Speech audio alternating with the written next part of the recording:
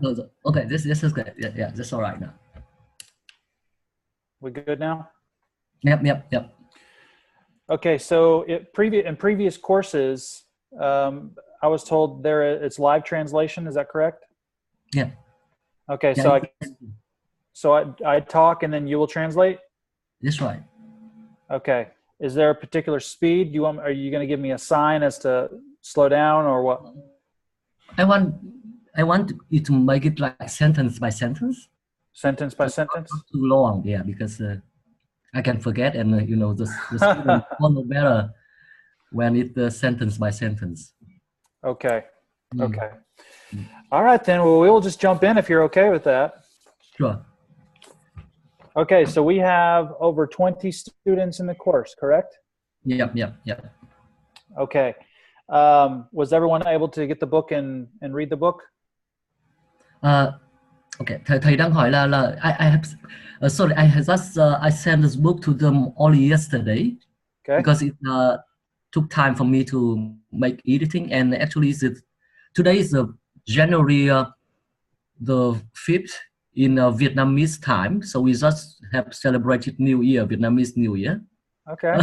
Okay. So still on the vacation mood, but it's all right. Yeah. So I Okay. sent it to them yesterday. The book. I can check. Well, no, it's okay because the syllabus, I'm looking at the syllabus, and all they would need to do is to follow the schedule of classes, and it Okay. tells them when they need to have the chapters read. So they still have some days left. Okay. Good. What I wanted to do is to see if any students had questions on the syllabus. Yeah. Điều đầu tiên thầy chào tất cả mọi người, với lại thầy muốn hỏi là không biết là các học viên có đọc qua cái chương trình muốn học chưa, và có cái câu hỏi gì về chương trình muốn học hay không ạ?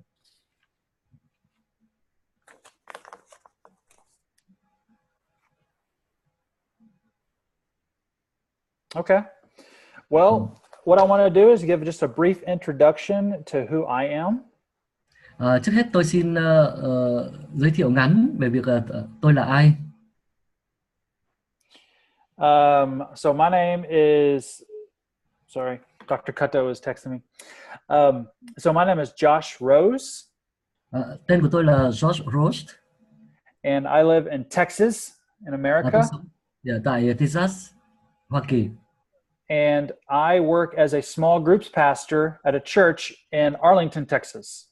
Và tôi là mục sư nhóm nhỏ, phụ trách nhóm nhỏ ở một hội thánh ở tại Texas. And I have a wife and 3 children. Tôi có một vợ và 3 con. And I have a 12-year-old daughter, a 9-year-old son, and a 7-year-old son. Con gái 12 tuổi, con trai 9 tuổi và một đứa con trai nữa 7 tuổi. They are involved in swimming, competitive swimming, and competitive diving. Tất cả các con đều tham gia thể thao, bơi thể thao rồi là lặn, tức là mang tính chuyên nghiệp. Yes, and I have been married to my wife for 15 years. Tôi lập gia đình với vợ tôi đã được 15 năm. I have been a small group pastor for over 10 years. Tôi là mục sư nhóm nhỏ trong hơn 10 năm rồi, phụ trách nhóm nhỏ. And I work at a church in Arlington as the small group pastor. We have 5 campuses. Và cái hội thánh mà tôi đang làm việc cho đó, chúng tôi có 5 ký túc xá. We have about 4,500 people that come to our churches every week. Mỗi một tuần thì có khoảng 4.500 người đến nhóm ở trong hội thánh. And so I have a lot of experience in a lot of different types of small groups. Vì vậy cho nên cảm ơn Chúa, tôi cũng có khá nhiều kinh nghiệm cũng như là có khá nhiều dạng nhóm nhỏ khác nhau. So if there are questions throughout our time, I might not be able to have the complete answer, but I can get pretty close. Và vì vậy cho nên nếu như trong quá trình học mà xuất hiện câu hỏi gì thì có thể tôi không đưa ra được cái câu trả lời hoàn toàn đầy đủ và trọn vẹn, nhưng mà có lẽ cũng sẽ khá đầy đủ, tương đối đầy đủ. I've also had some discussions with, he's in your bibliography with Joel Comiskey, the author of the book that you're reading. Tôi cũng đã có những cái cuộc trò chuyện với lại tác giả của cuốn sách giáo khoa mà các bạn sẽ được yêu cầu phải đọc đó. And I asked him, is there anything specific about the country of Vietnam that could help small groups be successful? Và tôi có hỏi my son và sorry.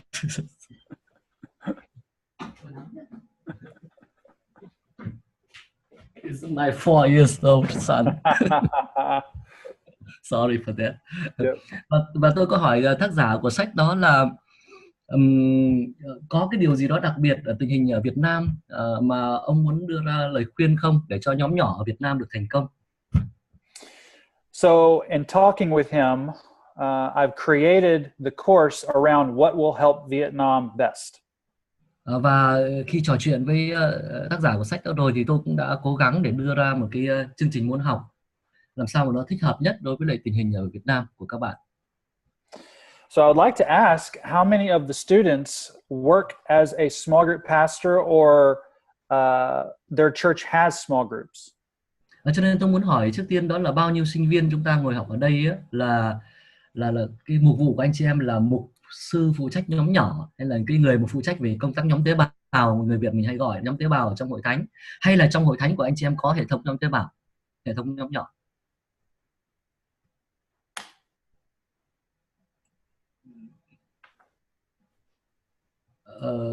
Chúng ta có thể trả lời ai đó cố gắng gần micro trả lời nhanh chóng ạ, để cho chúng ta tiết kiệm thời gian. Tôi từ hệ thống nhóm nhỏ tế bào. Yep. Qua tế bào thì cỡ 10 năm là tôi lên hội thánh. Hội thánh bây giờ tôi cũng phát triển được 2 nhóm tế bào nữa. Now church we have 10 group as well, more than 10 years, and from a small group it became a church. And so in our church we have a system of 10 groups, we call it here. Yeah. I love that. That's great. That's great. Tốt lắm. Vâng, tuyệt vời. Yeah. Well, throughout this course, I mean, it's only 1 week, and so I'm hoping that students will feel free to ask questions. Chúng ta học môn này chỉ có mỗi 1 tuần, thực ra có 4 buổi vậy thôi.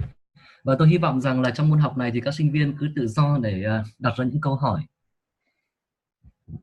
Okay, so let's dive in. Bây giờ chúng ta bắt đầu đi vào môn học. So there was once a time I was in school and the professor asked a question. Có một lần khi tôi còn đi học và vị giáo sư có đặt một câu hỏi. He turned to the class and he asked this question: how is the Trinity getting along?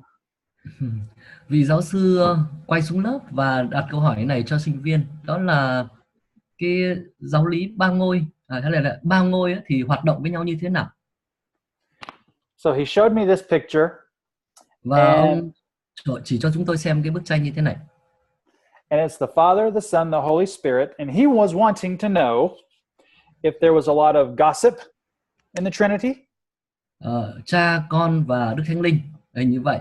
Và ông rất là muốn biết là giữa Cha, Con và Thánh Linh ấy, có cái sự tư tạm dịch nhé, ngồi lê đôi mách với nhau không, mách lẻo với nhau không trong ba ngôi.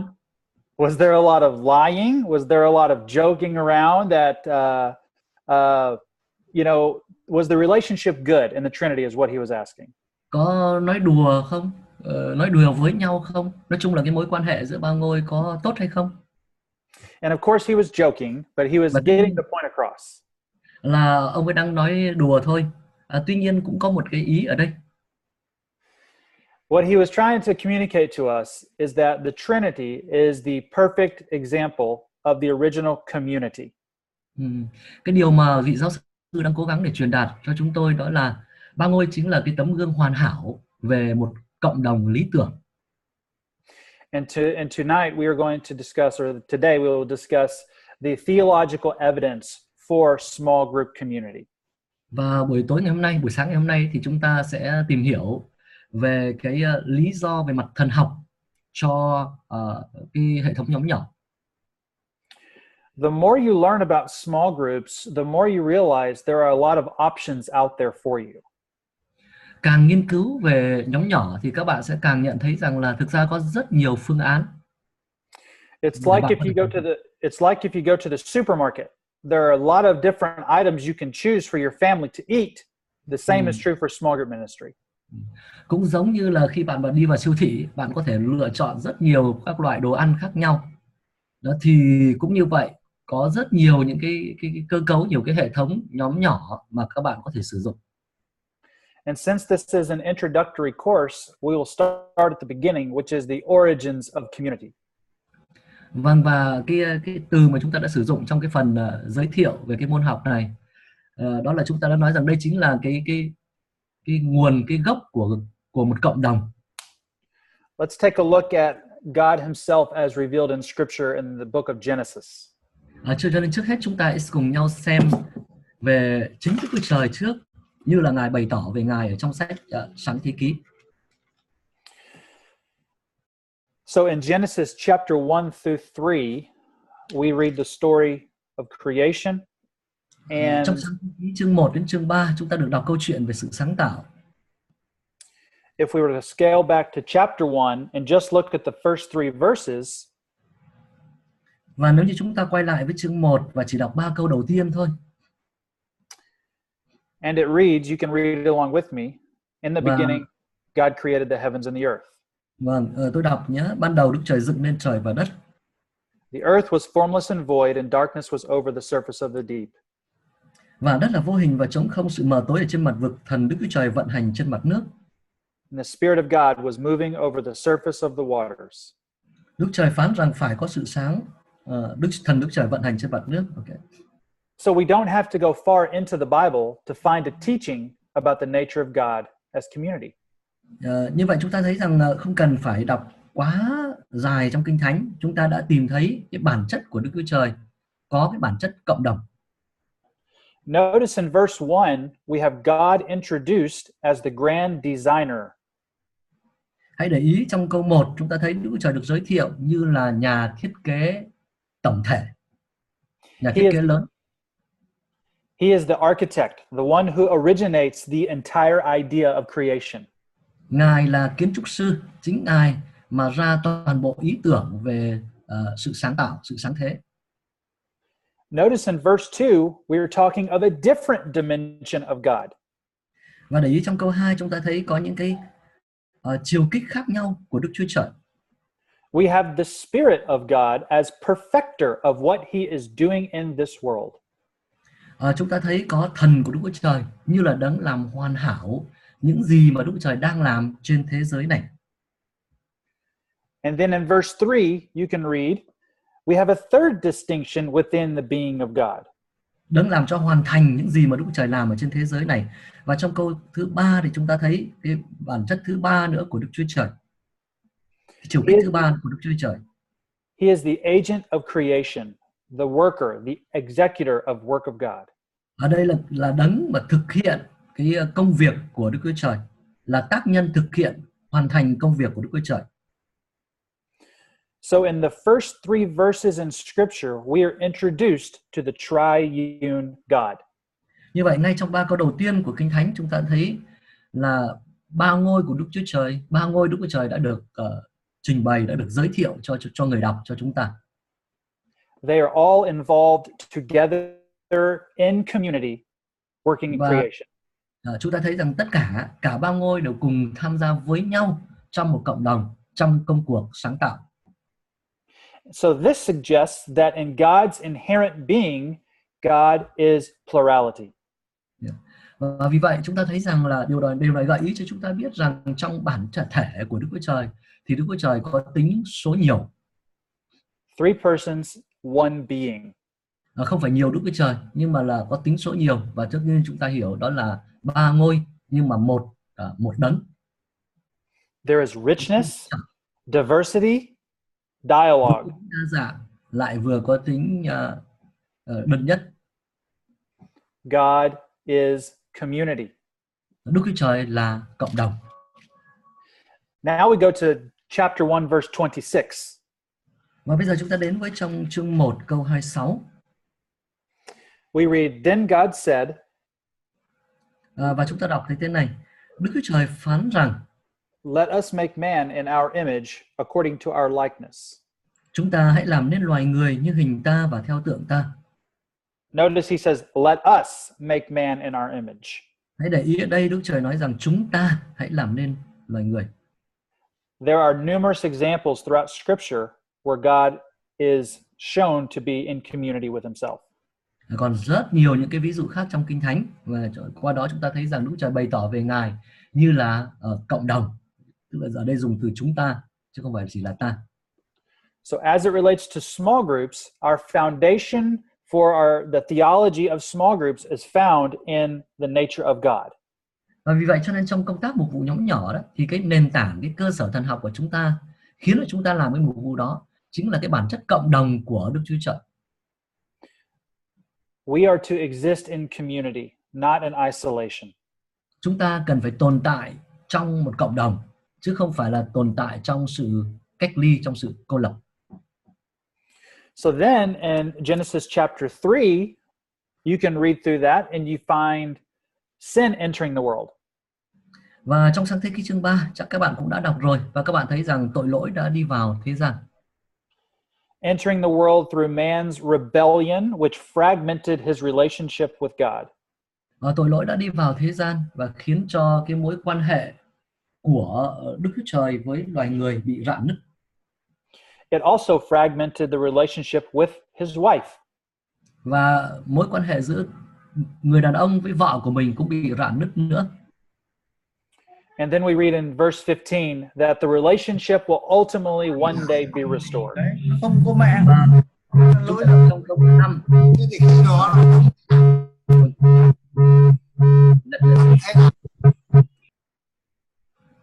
Chúng ta đọc trong câu 15 và chúng ta biết rằng có lời hứa về việc là sẽ có một ngày mà cái mối quan hệ ấy sẽ được phục hồi. Yes. Okay, you can go ahead. Yeah. We can go? Yeah. Okay. So after Genesis 3:15, we have Genesis chapter 15 with the story of Abram.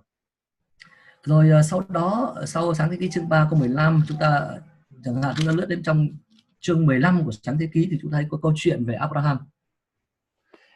And we see God forming a new work amongst his people.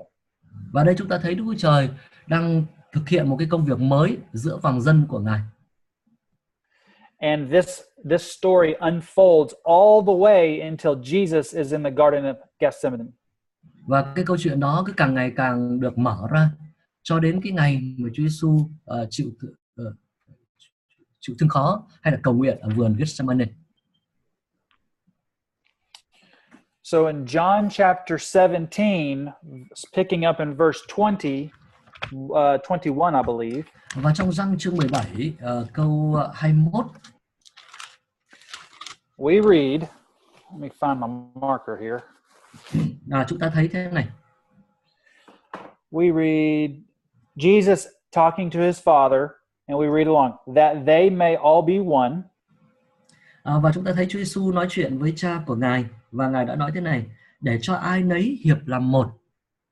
Even as you, Father, are in me, như Cha ở trong con, and I in you, và con ở trong Cha, that they also may be in us, lại để cho họ cũng ở trong chúng ta, so that the world may believe that you sent me. đặng thế gian tin rằng chính Cha đã sai con đến. So what's going on here? I like to draw it like this.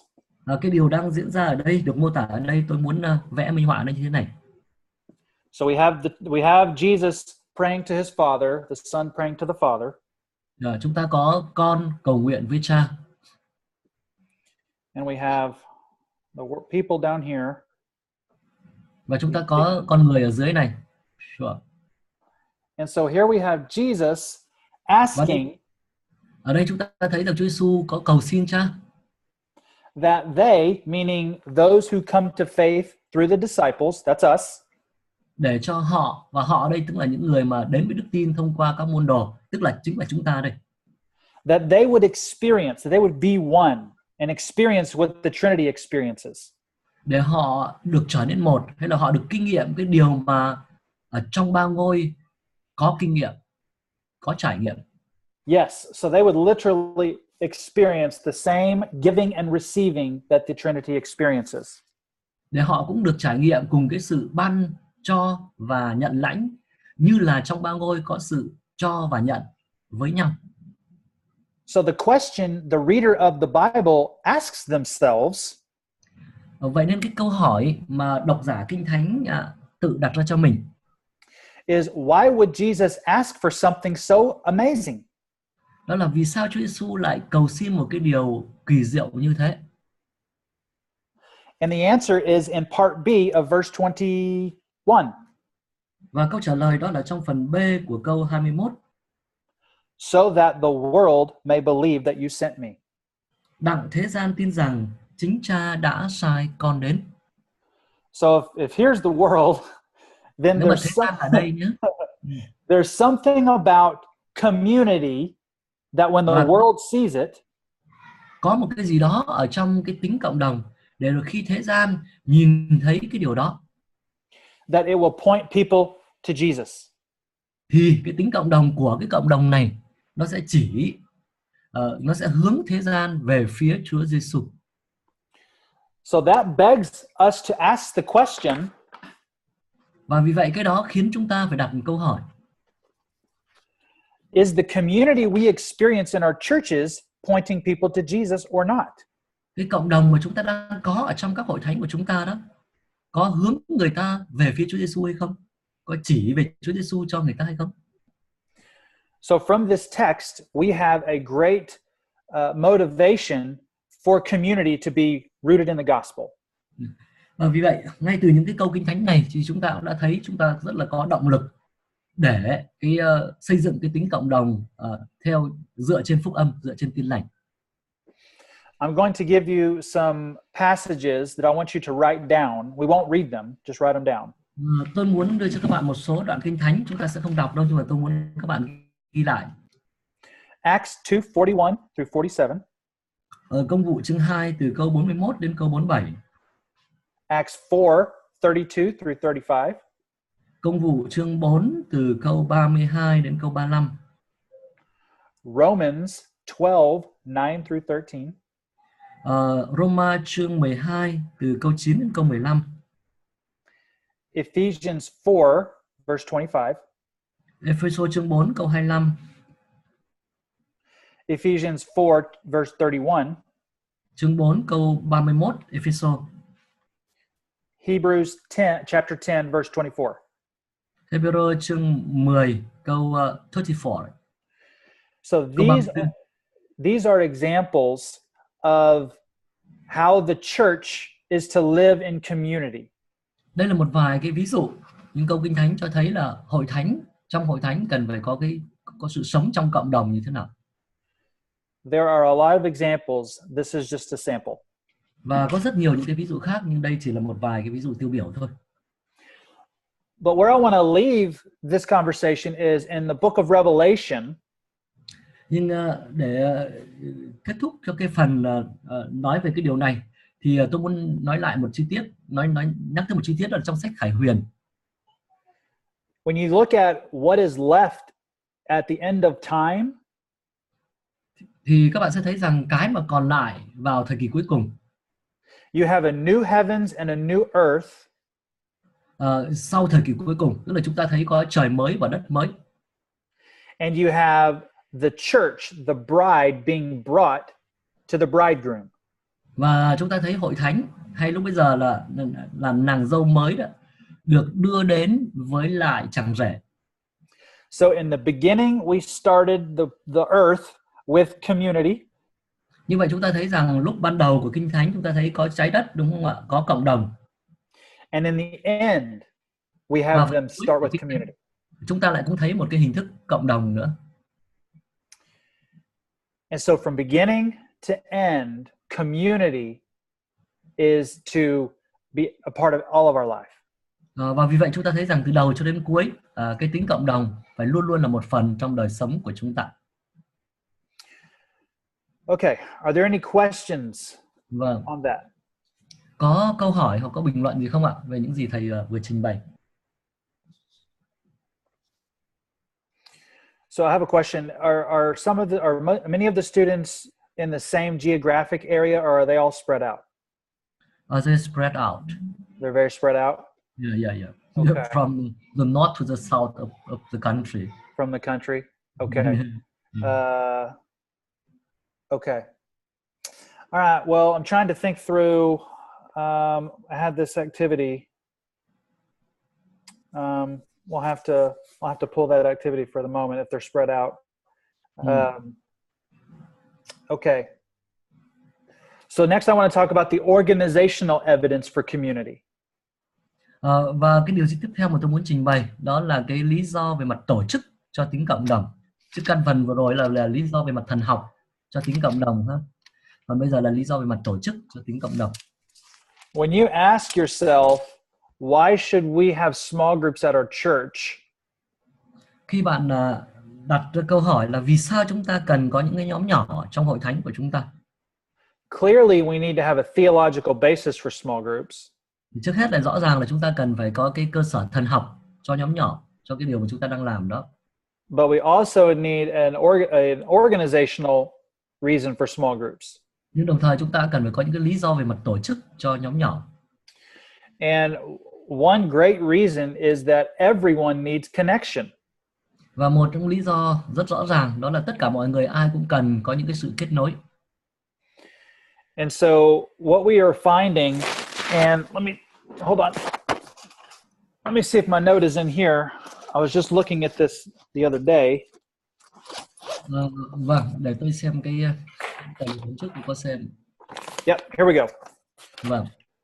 So Harvard University, trường đại học Harvard, they are in the middle of the Harvard study of adult development. Khi mà họ có một cái nghiên cứu về sự phát triển của người lớn. It was started back in the 1930s. Và đây là một cái nghiên cứu từ rất lâu rồi, từ những năm bắt đầu là từ những năm 1930 cơ. And they followed 724 men from ages 19 to death. Và từ những năm 1950 người ta cứ theo dõi hồ sơ của 700 how many? 724 người nam giới là sinh viên của 724 người nam từ lúc bấy giờ, thời điểm bấy giờ cho đến lúc cái người đó qua đời, tức là đây là một cái công trình nghiên cứu rất là lâu dài. Only 60 are still alive. Trong số 724 vị như vậy thì bây giờ chỉ còn có 60 vị còn sống thôi, còn lại là đã chết rồi. And so they did this whole study, and there are three major findings from this study. Và họ có một cái nghiên cứu rất là công phu lâu năm như vậy, và họ đã phát hiện ra được 3 điều chính yếu như sau. The first is social connections are great for the human body and mind. Và cái phát hiện thứ nhất đó là những cái mối liên hệ xã hội có ích lợi rất lớn cho cả thể xác lẫn tâm trí của con người. Loneliness is bad and kills the brain and body, they found. Và họ phát hiện ra là cái sự cô đơn nó rất có tác dụng rất là xấu, nó tác dụng giết hại cả thân thể lẫn tâm trí nữa. Research participants who have social connections are happier, healthier, and live longer than those who are lonely.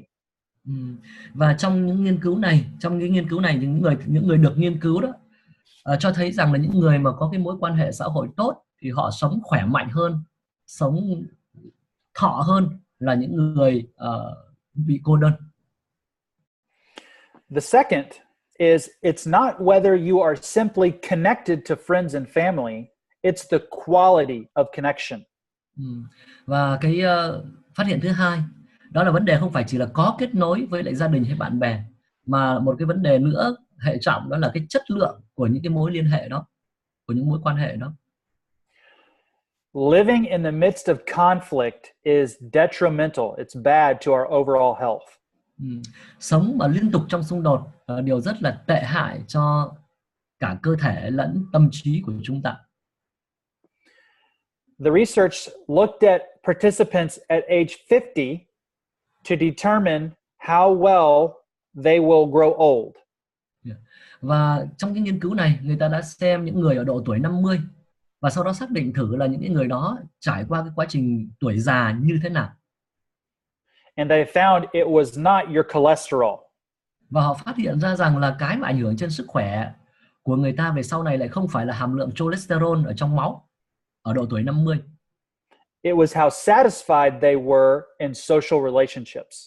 Mà lại là cái mức độ hài lòng của người ta trong các mối quan hệ xã hội ở độ tuổi 50 lại sẽ xác định cái sức khỏe của họ ở tuổi già.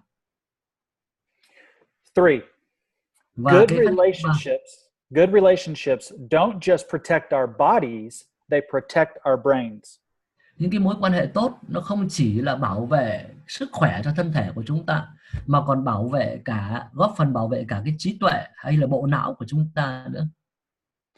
Research participants in their 80s who experienced healthy social relationships Những người được nghiên cứu ở đây ở độ tuổi 80 mà vẫn có những mối quan hệ xã hội tốt suffered minimal age-related memory loss compared to people who felt lonely. Thì họ ít bị bệnh mất trí nhớ hơn so với những người cô đơn. Research participants who were the happiest in retirement Những cái người được nghiên cứu tại đây là những người người mà cảm thấy vui vẻ hạnh phúc khi mà về hưu đó. were those who actively worked to replace their workplace friends with new friends. Thông thường là những con người mà họ tích cực hướng tới cái việc thay thế những cái người trước đây là người bạn cùng làm việc với mình, nhưng bây giờ họ lại xây dựng những mối quan hệ mới, có những người bạn mới thay cho những cái mối quan hệ trước đây ở nơi làm việc, và họ tích cực làm cái điều đó, và họ là những người khỏe mạnh hơn. So not only do we have the Bible saying we are created for community, Vậy nên chúng ta thấy rằng chúng ta không chỉ có Kinh Thánh nói với chúng ta biết rằng chúng ta được tạo nên cho cộng đồng, we have secular universities mà thậm chí chúng ta có cả trường đại học thế tục ngoài đời that are teaching us that isolation kills and leads to poor quality of living. cũng đang dạy chúng ta rằng cái sự cô lập, cái sự cách ly như vậy nó có tính giết người và nó làm giảm chất lượng cuộc sống của chúng ta, kể cả về mặt cơ thể lẫn trí tuệ. But let's go to the Bible and take a look at Exodus 18. Nhưng bây giờ chúng ta sẽ đến với lại Xuất Ê Cập ký đi, và chúng ta xem trong chương 18. In verses 14 through 16, câu 14 đến câu 16. read along as I read. Vâng, tôi cũng sẽ đọc theo. Now when Moses' father-in-law saw all that he was doing for the people, Ông ra thấy mọi điều người làm cho dân sự. he said, "What is this thing that you are doing for the people? Bèn hỏi rằng con làm chi cùng dân sự đó? Why do you alone sit as judge and all the people stand about you from morning until evening?" Sao con chỉ ngồi một mình, còn cả dân sự đứng trực trước mặt từ sớm mai cho đến chiều như vậy? Skip to verse 17. Và tôi chuyển đến câu 17. Moses' father-in-law said to him, Nhưng ông ra lại nói rằng, "The thing that you are doing is not good. điều con làm đó chẳng tiện, chẳng tốt. You will surely wear out both yourself and these people who are with you. Quả thật con cùng dân sự ở với con sẽ bị đuối chẳng sai. For the task is too heavy for you. You cannot do it alone." Vì việc đó nặng nề quá sức con, một mình chẳng gánh nổi. Now listen to me. I will give you counsel. Bây giờ hãy nghe cha khuyên con một lời. You be the people's representative before God, Về phần con hãy làm kẻ thay mặt cho dân sự trước mặt Đức Chúa Trời, and you bring the disputes to God. và đem trình mọi việc cho Ngài hay. Then teach them the statutes and the laws, Hãy lấy mạng lệnh và luật pháp Ngài mà dạy họ, and make known to them the way in which they are to walk and the work they are to do. chỉ cho biết con đường nào phải đi và điều chi phải làm. Furthermore, you shall select out all the people able men who Nhưng fear hãy chọn God, lấy bằng dân sự mấy người tài năng kính sợ Đức Chúa Trời, men of truth, those who hate dishonest gain, chân thật ghét sự tham lợi, And you shall place these over them as leaders of thousands, of hundreds, of fifties, of tens. Mà lập lên trên dân sự làm trưởng cai trị hoặc ngàn người, hoặc trăm người, hoặc 50 người, hoặc 10 người. So in small group ministry, we call this span of care. Về trong hệ thống nhóm nhỏ, chúng ta gọi cái này là việc mở rộng sự quan tâm. We want everyone to be cared for in the Sự congregation. quan tâm được mở rộng. Bởi vì chúng ta muốn là trong hội chúng của chúng ta tất cả mọi người đều được quan tâm, đều được chăm sóc. And from an organizational perspective, small groups can accomplish this. Và trong khía cạnh, xét về khía cạnh tổ chức, thì chính hệ thống nhóm nhỏ giúp chúng ta hoàn thành được điều đó. We're members of one body, and each of us has a part to play. Chúng ta là các chi trong một thân thể, và mỗi một người chúng ta đều có cái vai trò nào đó. So we've looked at the theological foundation. We've Như looked vậy at the chúng ta đã xét về organizational cơ sở thần học này, rồi cơ sở về mặt tổ chức này. Now let's look at the motivation for community. Và bây giờ chúng ta sẽ nói về mặt động lực nữa cho tính cộng đồng, về mặt về cái cạnh tạo động lực. Matthew chapter 28, verses 18 through 20. Matthew chương 28, câu 18 đến câu 20, chúng ta đều quen thuộc. And Jesus came up and spoke to them, saying, Chúa Giêsu đến gần và phán cùng môn đồ như vậy: All authority has been given to me in heaven and on earth. Hết cả quyền phép ở trên trời và dưới đất đã giao cho ta. Go therefore and make disciples of all the nations, Vậy hãy đi dạy dỗ muôn dân, baptizing them in the name of the Father and of the Son and the Holy Spirit, hãy nhân danh Đức Cha, Đức Con và Đức Thánh Linh mà làm phép báp têm cho họ, teaching them to observe all that I commanded you. và dạy họ giữ hết cả mọi điều mà ta đã truyền cho các ngươi. And I am with you always, even to the end of the age. Và này ta thường ở cùng các ngươi luôn cho đến tận thế. We're making this, that's what we're to be about. Chúng ta cần phải môn đệ hóa người khác. Chúng ta cần phải làm công việc đó. The word disciple itself means learner or pupil. Chúng ta đều biết cái từ môn đệ hóa, cái từ môn đệ đây có nghĩa là người học, học trò. But it means more than that. Nhưng mà không chỉ có nghĩa như vậy. The ancient understanding of a learner was one who followed their teachings of the master and obeyed those teachings. Cách hiểu cổ xưa về một người môn đệ đó là người mà sẽ học từ ông thầy và vâng lời thầy của mình. Đó mới là môn đệ. Many people who come to small groups feel they can just sit in a circle and listen to a pastor teach them the Bible. Rất nhiều người đến nhóm nhỏ đôi khi có suy nghĩ rằng họ chỉ cần ngồi trong nhóm như vậy và nghe mục sư dạy mình. But then actually obeying what the scripture teaches, that's not so sure. Nhưng mà cái chuyện mà thực sự vâng theo điều Kinh Thánh dạy hay không thì cái đó thì chưa được chắc. So our motivation for small group ministry comes from the Great Commission that Jesus gave us. Như vậy cái động lực của chúng ta cho mục vụ nhóm nhỏ chính là đại mạng lệnh của Chúa Giêsu ở đây nữa. So that when those in our small groups are not motivated to follow through on the teachings, để những cái thành viên của các nhóm nhỏ có động lực làm theo tất cả những sự dạy dỗ của Chúa. we understand what they're supposed to be doing, and we continue to encourage them. Và chúng ta biết rằng họ cần phải làm như thế, và chúng ta liên tục khích lệ họ làm như thế. Because we're motivated to make disciples, house to house. Bởi vì chúng ta được lệnh hay chúng ta có động lực để phải môn đệ hóa từ nhà này sang nhà kia. If you were to go to the book of Acts, you don't have to turn there, and you were to read through. Chưa cần phải mở, nhưng mà nếu như bạn đọc sách Công vụ, you'll see that there's two primary environments for the church to interact in.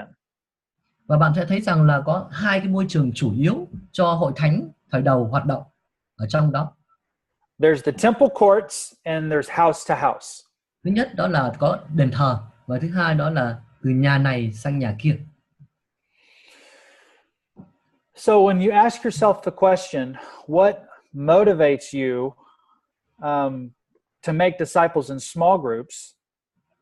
Vậy nên khi các bạn đặt cho mình câu hỏi đó là cái gì tạo động lực cho bạn để môn đệ hóa trong nhóm nhỏ, the answer will be different for every person, but one common denominator should be what Jesus has asked us to do. thì tất nhiên mỗi người có thể có cái câu trả lời hơi khác nhau một chút. Tuy nhiên một cái yếu tố quan trọng cần phải có đó là chính bởi vì đây là điều mà Chúa Giêsu nói chúng ta cần phải làm. So what I'd like to do is I'd like to hear from the students if I can, and let them answer the question, what motivates you to make disciples through small groups at your church? Vâng, cho nên có lẽ bây giờ tôi muốn nghe từ sinh viên một chút. Đó là nếu có thể sinh viên xin hãy nói cho tôi biết là cái gì là động lực khiến cho bạn môn đệ hóa người khác, dù là trong hội thánh hay là trong nhóm nhỏ. Cái gì là động cơ khiến bạn làm điều đó, cái gì tạo động lực cho bạn làm điều đó.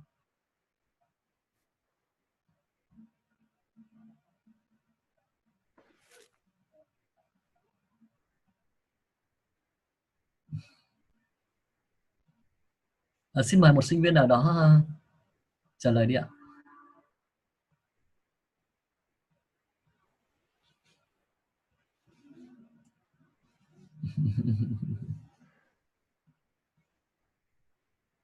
We can start.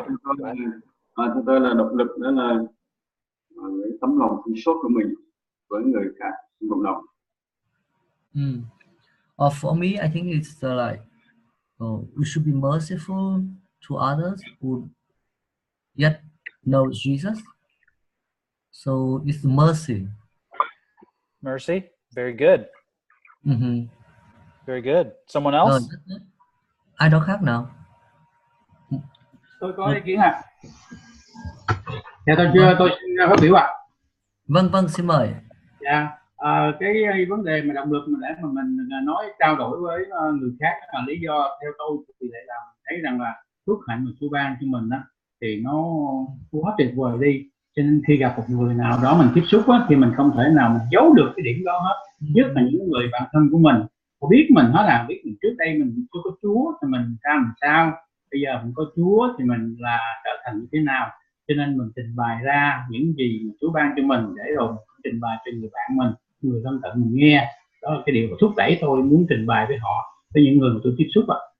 Yeah, for me it's a blessing of the Lord because I'm so blessed to know God and knowing that our friends still not so blessed. We want to share the blessing of the Lord to them. Absolutely. That's if everyone had that perspective. Very good. Tuyệt vời. Yeah. Tất cả mọi người đều có cái điều như vậy, thật tuyệt vời. You know, for the students who haven't answered, it's a very important question to ask yourself because this is hard work. Đối với những sinh viên chưa trả lời, thực ra là cái việc mà các bạn tự đặt cho mình cái câu hỏi như vậy cũng là điều rất quan trọng đấy ạ. Và thực sự là cũng phải suy nghĩ đấy. Cũng là một công việc khó đấy để trả lời cho cái câu hỏi đó. There are so many things that could happen in the human experience where small groups can help. Bởi vì có rất nhiều thứ nó xảy ra với đời sống, với cuộc sống của con người mà nếu như có nhóm nhỏ thì nhóm nhỏ sẽ giúp đỡ được cho họ. Some of you here are pastors, maybe some of you are not, but if you don't have a strong motivation for community such as mercy or blessing, it's very difficult to stick with small groups because they're so messy. Có thể một số người trong các bạn là mục sư, có thể một số người chưa phải, không phải. Nhưng mà nếu như chúng ta không có một cái động lực mạnh, cái động cơ mạnh, ví dụ như là các sinh viên vừa nói lòng thương xót hay là sự phước hạnh vân vân ấy, thì đôi khi chúng ta sẽ có những cái lúc mà chúng ta cảm thấy rất là khó để cứ tiếp tục cam kết với nhóm nhỏ, để kết nối với nhóm nhỏ. Bởi vì nhóm nhỏ đôi khi nó cũng lộn xộn lắm, cũng có nhiều vấn đề lắm. There are four benefits. There are more than four, but I want to show you four benefits of small groups. Tất nhiên là nhóm nhỏ nó có nhiều ích lợi, có nhiều hơn 4 ích lợi. mà tôi muốn chia sẻ với bạn 4 cái lợi ích của nhóm nhỏ như thế này. These four things can encourage your group leaders and members, Và 4 điều này nó có thể khích lệ cho những trưởng nhóm nhỏ của các bạn và cũng như là những thành viên nhóm nhỏ của các bạn. and if you're the pastor of the church, these are things you can encourage anyone at any time to get into a small group. Và nếu như bạn là mục sư hội thánh thì bạn có thể dùng điều này để khích lệ bất kỳ ai trong bất kỳ lúc nào để tham gia, để dự phần vào trong hệ thống nhóm nhỏ. The first is we get for life storms. Cái lý do thứ nhất đó là chúng ta sẽ được thêm sức trong bão tố của cuộc sống. The second is we get wisdom for making important decisions. Cái thứ hai đó là chúng ta sẽ có được sự khôn ngoan khi làm những quyết định quan trọng. The third is we get accountability, which is vital to spiritual growth. Cái thứ ba đó là chúng ta được giải trình, và cái sự giải trình hay khai trình là cũng điều vô cùng quan trọng cho sự tăng trưởng thuộc linh. And fourth, we get acceptance that helps us repair our wounds.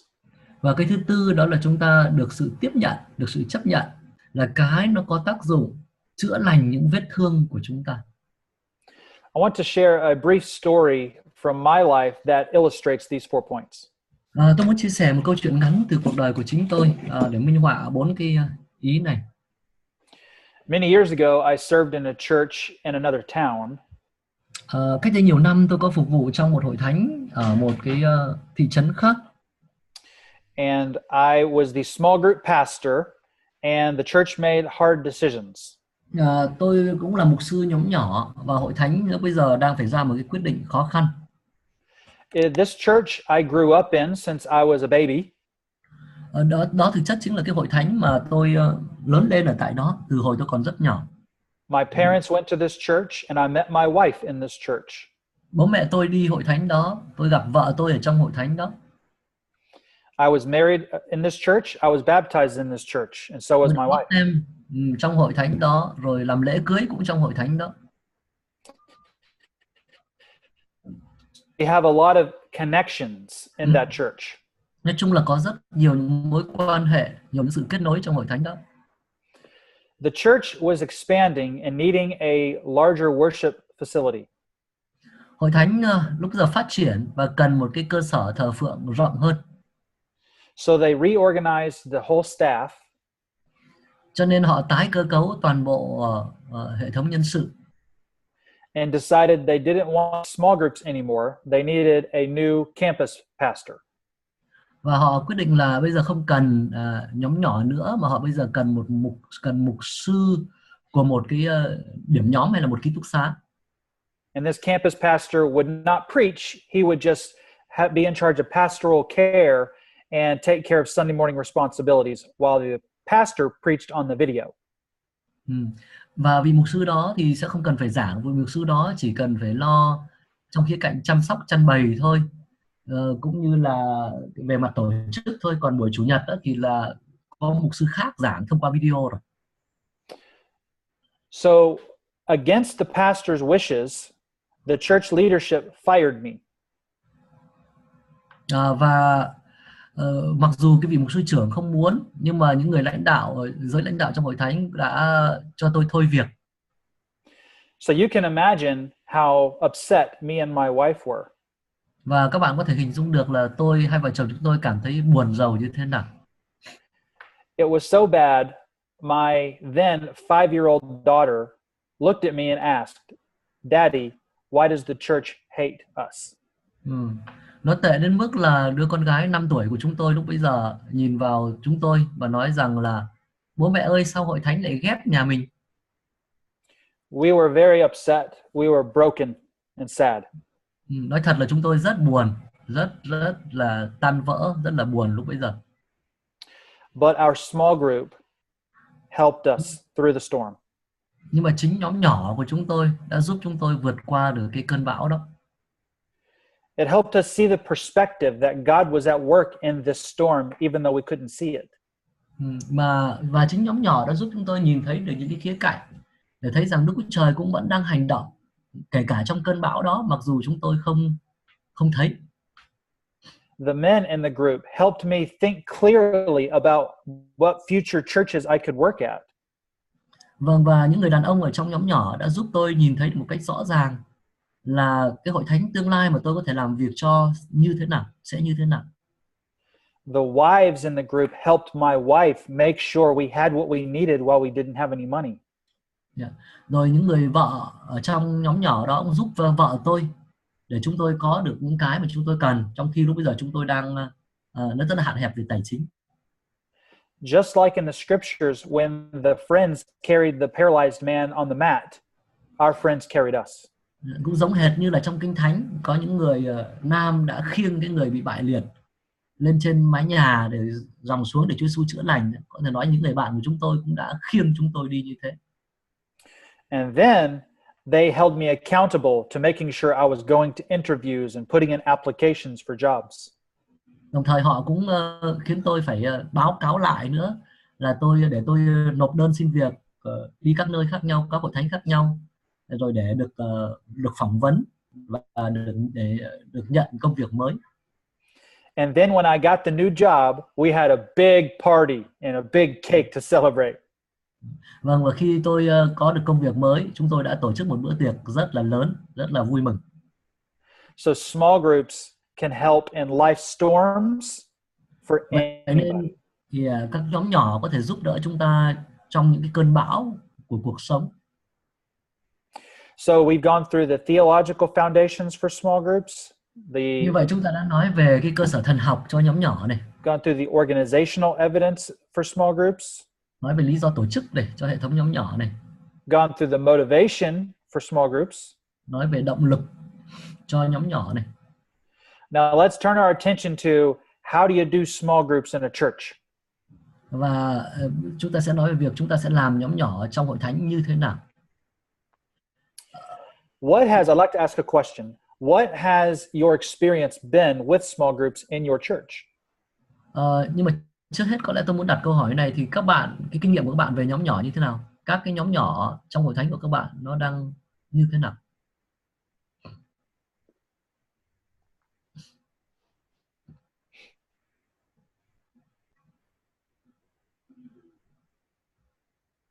Cái kinh nghiệm của các bạn ra sao?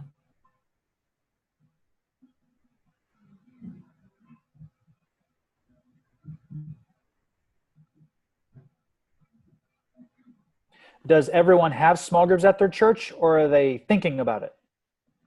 Có phải tất cả mọi người đều có hệ thống nhóm nhỏ trong hội thánh không, hay là mới chỉ là có ai đó còn đang suy nghĩ về vấn đề này thôi, còn chưa có nhóm nhỏ? In our church we have cell groups system. So, yep. I'm not sure about other church. Okay. Well, no matter which church you're in, if you have small groups, then you need goals and objectives. Dù là ở trong hội thánh nào đi nữa, nếu như các bạn có nhóm nhỏ thì các bạn đều cần phải có những cái mục đích, cần phải có mục tiêu. So keep losing my marker. Here it is. So goals are good. Những mục đích là rất tốt. Just drawing a little diagram here so I can show you. Để tôi vẽ cái sơ đồ đây chút.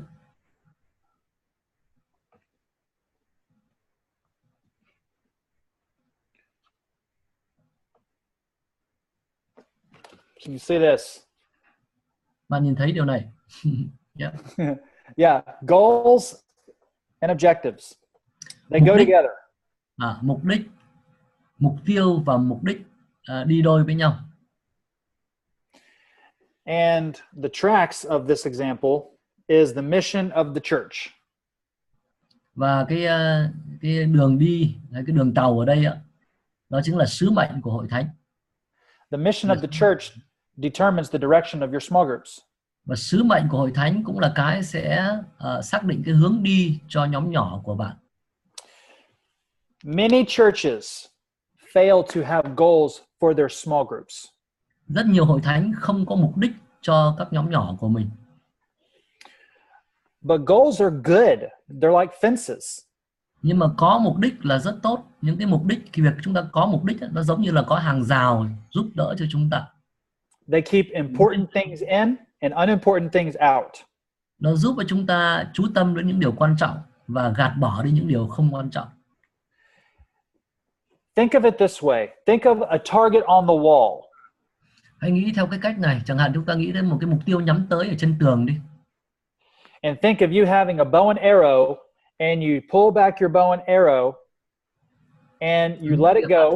Lên, và bạn lùi xuống, bạn bắn. You let the arrow go, and then someone moves the target. That's someone without a goal.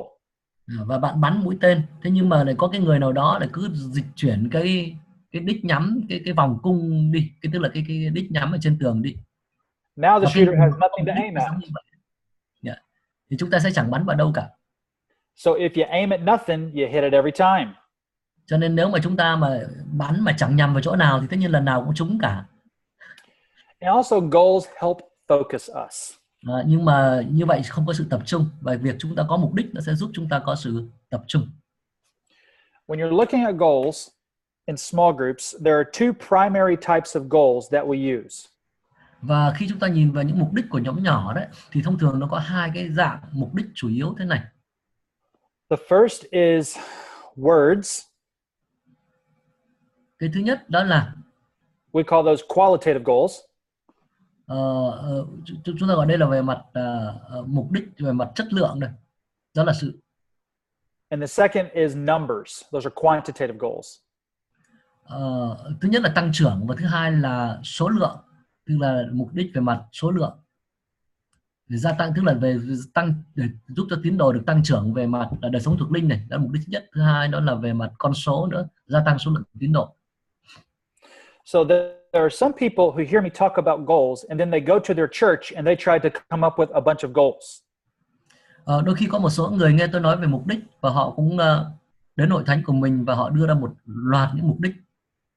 But I want to give you a caution. Slow down and think about alignment.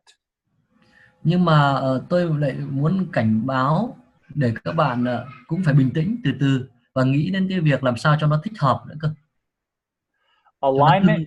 Alignment keeps the horses going in the same direction. Chính cái sự tương ứng, cái sự đồng bộ, sự thích hợp nó giúp cho cả cái cỗ máy đều tiến về phía trước. So there is vertical alignment, up and down. Vậy còn nó cần phải có cái sự đồng bộ, cần phải có sự thích hợp về phía thẳng đứng. And so that's going to be your congregation, your staff, your leadership team, and your servant leaders. Ở đây nói về hội chúng của bạn này, nói về người lãnh đạo của bạn này, đội lãnh đạo của bạn này, rồi là những người lãnh đạo đầy tớ mà bạn có trong hội thánh. So vertical alignment is, does everyone in the organization know where we're going?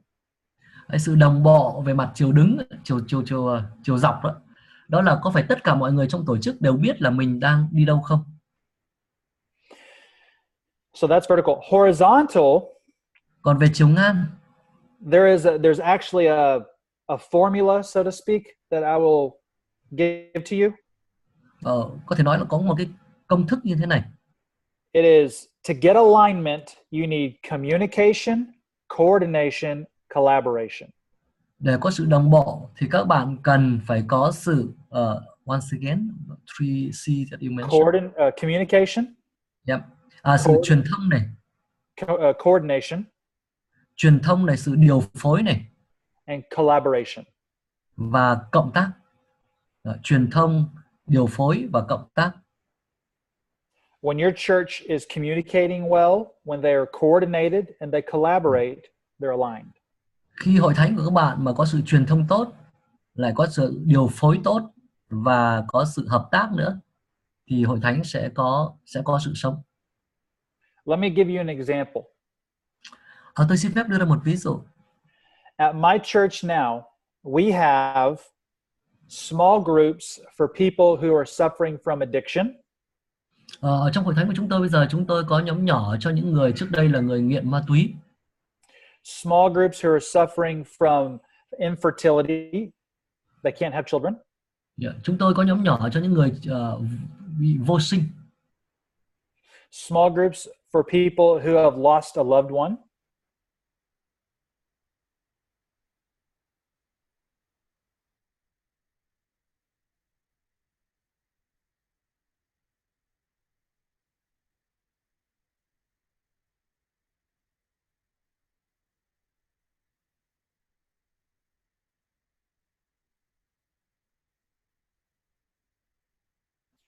Chúng tôi có nhóm nhỏ cho nam giới, nhóm nhỏ cho nữ giới cùng đến với nhau để học lời của Chúa. We have small groups who get together as families and study the Bible. Chúng tôi lại cũng có nhóm gia đình, các gia đình đến cùng với nhau để học Kinh Thánh. And on and on and on and on. Vân vân và vân vân, có rất nhiều dạng khác nhau. So when I came to the church I'm at, every one of these groups had a different goal. Và khi tôi đến với hội thánh mà họ mời tôi vào làm việc đó, thì mỗi một người trong những nhóm nhỏ như vậy đều có những cái mục đích khác nhau. They were going in all sorts of directions and it was literally chaos. Và đi đủ hướng khác nhau, và cuối cùng có thể nói rằng là giống như nó có một cái sự lộn xộn, hỗn độn, mỗi người một hướng. So what they were asking from the church is a lot of things. They were asking the pastor to talk about them on Sunday. They were wanting us to talk about them during the week. It was very confusing. Vâng, và họ đề nghị rất nhiều thứ. Họ đề nghị mục sư nói chuyện cùng với họ trong ngày Chủ nhật, rồi lại trong những ngày giữa tuần nữa. Mọi thứ rất lộn xộn, rất nhiều hướng khác nhau. So what I'd like to do is actually teach you how to set a goal and some objectives to go with that goal. But first, looking at the mission of your church and a goal. Yeah. Vâng, và cái điều mà tôi muốn cùng các bạn học bây giờ đó là nói về việc đặt ra cái mục đích, và sau đó là mục tiêu nữa. Và cái mục đích nó có liên hệ mật thiết với lại cái sứ mệnh của hội thánh của bạn.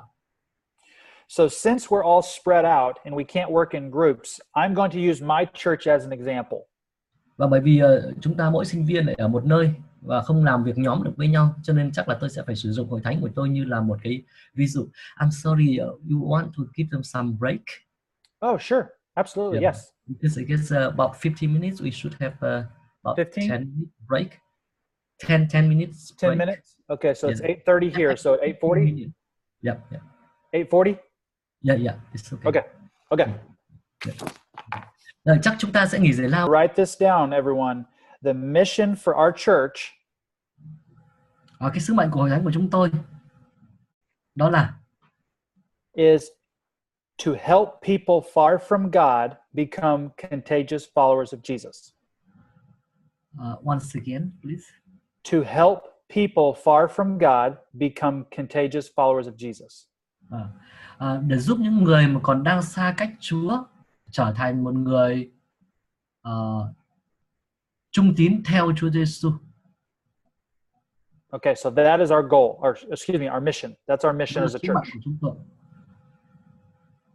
So a goal for our small groups might be, và vì cái sứ mệnh như thế cho nên cái mục đích của hội thánh của các nhóm nhỏ của hội thánh của chúng tôi đó có thể là như thế này.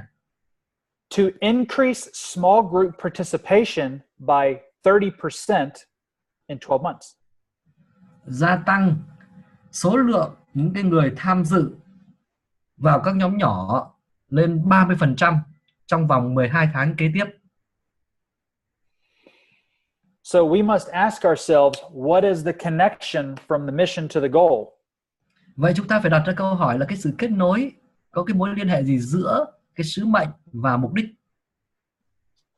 What is it that's connecting the mission to the goal? And the answer, và cái sự liên hệ đây là như thế nào? Và cái câu trả lời is if people in groups are evangelistic, đó là nếu như người ta ở trong nhóm nhỏ chịu khó truyền giảng and live out John 17 community we discussed earlier, và sống bày tỏ cộng đồng như là Giăng chương 17 câu 20 câu 21 mà chúng ta đã thảo luận trước đây đó, then the mission of the church will be pursued. thì sứ mệnh của hội thánh là đang được theo đuổi nếu như trong nhóm nhỏ người ta thực hiện cái công việc đó. Here's another goal. Here's a second example. Đây là một ví dụ thứ hai nói về mục đích của nhóm nhỏ. To lead 20% of small group leaders, Gia tăng 20% số lượng người trưởng nhóm tế bào hay trưởng nhóm nhỏ. lead them through a leader development training module on evangelism within 12 months. Và hướng dẫn họ học qua một cái công cụ phát triển về truyền giảng trong vòng 12 tháng kế tiếp. And so what's the connection? Như vậy cái mối liên hệ giữa sứ mệnh và mục đích là như thế nào ở đây? If leaders are equipped to share their faith, they will be better able to lead their group to share their faith. Vì nếu những người trưởng nhóm nhỏ mà cũng được hướng dẫn, được trang bị để chia sẻ đức tin một cách tốt hơn, thì chính họ cũng sẽ hướng dẫn những nhóm của họ chia sẻ đức tin một cách tốt hơn. And when that happens, the mission of the church is pursued. Và khi điều đó xảy ra thì cái sứ mệnh của Hội Thánh cũng là đang được thực hiện, đang được theo đuổi. The bottom line is when you determine goals for small group ministry, cái điểm cần nhấn mạnh quan trọng ở đây đó là khi các bạn tìm hiểu hay là xác định về cái mục đích của nhóm nhỏ, we ask, how can small groups help take the mission of your church further, faster, deeper into the community? thì chúng ta phải đặt ra câu hỏi đó là cái nhóm nhỏ của mình này đang giúp đỡ làm cho cái sứ mệnh của Hội Thánh được đi xa hơn, sâu hơn vào trong cộng đồng như thế nào. Once you have established what your goals are, we need to ask more questions. Và khi các bạn đã xác định được cái mục đích nhóm nhỏ của mình rồi, hệ thống nhóm nhỏ của mình rồi, thì chúng ta cần phải đặt một vài cái câu hỏi kế tiếp. I say that because not all goals are created equal. Tôi nói như vậy tại vì không phải tất cả mọi cái mục đích đặt ra đều có cái sự sáng tạo như nhau. So some questions could be, vậy nên có vài câu hỏi có thể đặt ra là thế này. do we have a clear understanding of what a contagious follower of Jesus looks like at our church? When you use the word contagious follower, what do you mean by, can you clarify a little bit? Sorry, yes, it means someone who is, you know, when you're sick and you sneeze and someone else gets sick. So it's like so yeah, sort of may not passionate, translate. right? What? Passionate, and you Very passionate. Yes, very passionate about it, and so they infect other people. Okay. So if our mission is a contagious follower of Jesus, we ask, what does a contagious follower of Jesus look like? Cái sứ mệnh của Hội Thánh của chúng tôi, cần nãy tôi dịch thiếu một từ đó, thì sứ mệnh của Hội Thánh của thầy đó là gì? Là biến từ một người còn đang xa Chúa trở thành một người theo Chúa mà có tính lây lan, theo Chúa một cách đam mê, theo Chúa mà truyền nhiễm sang người khác cái niềm tin và cái sự đam mê của mình sang người khác. Thế thì phần mục đích đây chúng tôi sẽ đặt ra câu hỏi đó là thế nào là một người theo Chúa mà có tính đam mê, có tính lây lan? Here's another question. How will our curriculum support our pursuit of the goal? Và cái câu hỏi nữa đặt ra, thế thì những cái chương trình đào tạo của chúng tôi nó giúp đỡ, nó hỗ trợ cho cái việc đạt được sứ mệnh như thế nào? If our goal is to increase by 30% in 12 months, are we set up to support the growth? Nếu như mục đích của chúng tôi là để gia tăng số lượng tham gia vào trong hệ thống nhóm nhỏ 30% trong vòng 12 tháng kế tiếp, thì chúng tôi đang có những cái sự chuẩn bị để đạt được cái mục đích đó hay không? What about where we are in the community geographically? Can we even support 30%? Are there enough people? Chúng ta đang ở đâu ở trong ngay cả về mặt địa lý thôi, ở trong cộng đồng của chúng ta, liệu về mặt địa lý, về mặt số lượng dân số chẳng hạn, cái con số 30% như vậy có phải là khả thi không? For example, if there are 100 people in your community, 30% is 30 people. Đấy, ví dụ nếu như trong cộng đồng các bạn 100 người đi, đúng không ạ, thì 30% có nghĩa là 30 người. Is it reasonable to think 30 people will join our church in one year? Liệu cái việc nghĩ rằng là sẽ có 30 người gia nhập vào trong hội thánh của chúng ta trong một năm, cái đó có phải là cách khả thi hay không? That's a difficult question. It must be asked. Đó là một vài những câu hỏi cũng khó đó, nhưng mà cần phải được đặt ra. There are some churches who have multiple discipleship strategies other than small groups. Một số hội thánh có nhiều những cái chiến lược môn đệ hóa, chứ không phải chỉ là có hệ thống nhóm nhỏ. And so a question you must ask is, how will our overall discipleship strategy be affected by this goal? Vậy thì bạn lại phải đặt ra câu hỏi nữa, đó là thế cái chiến lược môn đệ hóa nói chung sẽ bị ảnh hưởng như thế nào bởi những cái mục đích mà các bạn đặt ra cho nhóm nhỏ này. Here's a hard question. Và đây là câu hỏi khó này. The goal we're working with, 30% in 12 months, has to do with numbers. Cái mục đích mà tôi vừa mới đặt ra 30% trong vòng 12 tháng nó có liên quan đến con số. So it's a quantitative goal. And remember, there are two kinds, quantitative and qualitative. Vậy đây là mục đích có tính định lượng. Chắc các bạn còn nhớ là có hai dạng đúng không? Mục đích mang tính định tính và mục đích mang tính định lượng. There are many churches who use number goals, and when they reach them, they think they've had success. Có một số hội thánh có những cái mục đích có biểu thị bằng con số như vậy, và khi họ đạt được thì họ nghĩ rằng họ đã thành công. But what about qualitative goals? So the question is, what would be a qualitative win in this particular situation? Thế nhưng mà còn cái khía cạnh mục đích về chất lượng thì sao?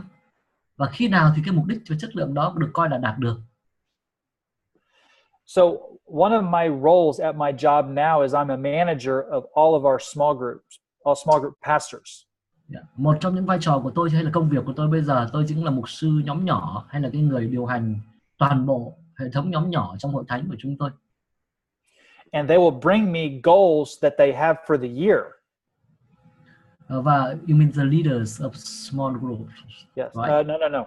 Small group pastors, because we have 5 campuses. So okay. we'll have a leader of a pastor, and he'll bring me a goal. Okay. Và các cái mục sư nhóm nhỏ, tại vì chúng tôi có 5 ký túc xá khác nhau, thì là có 5 mục sư nhóm nhỏ khác nhau.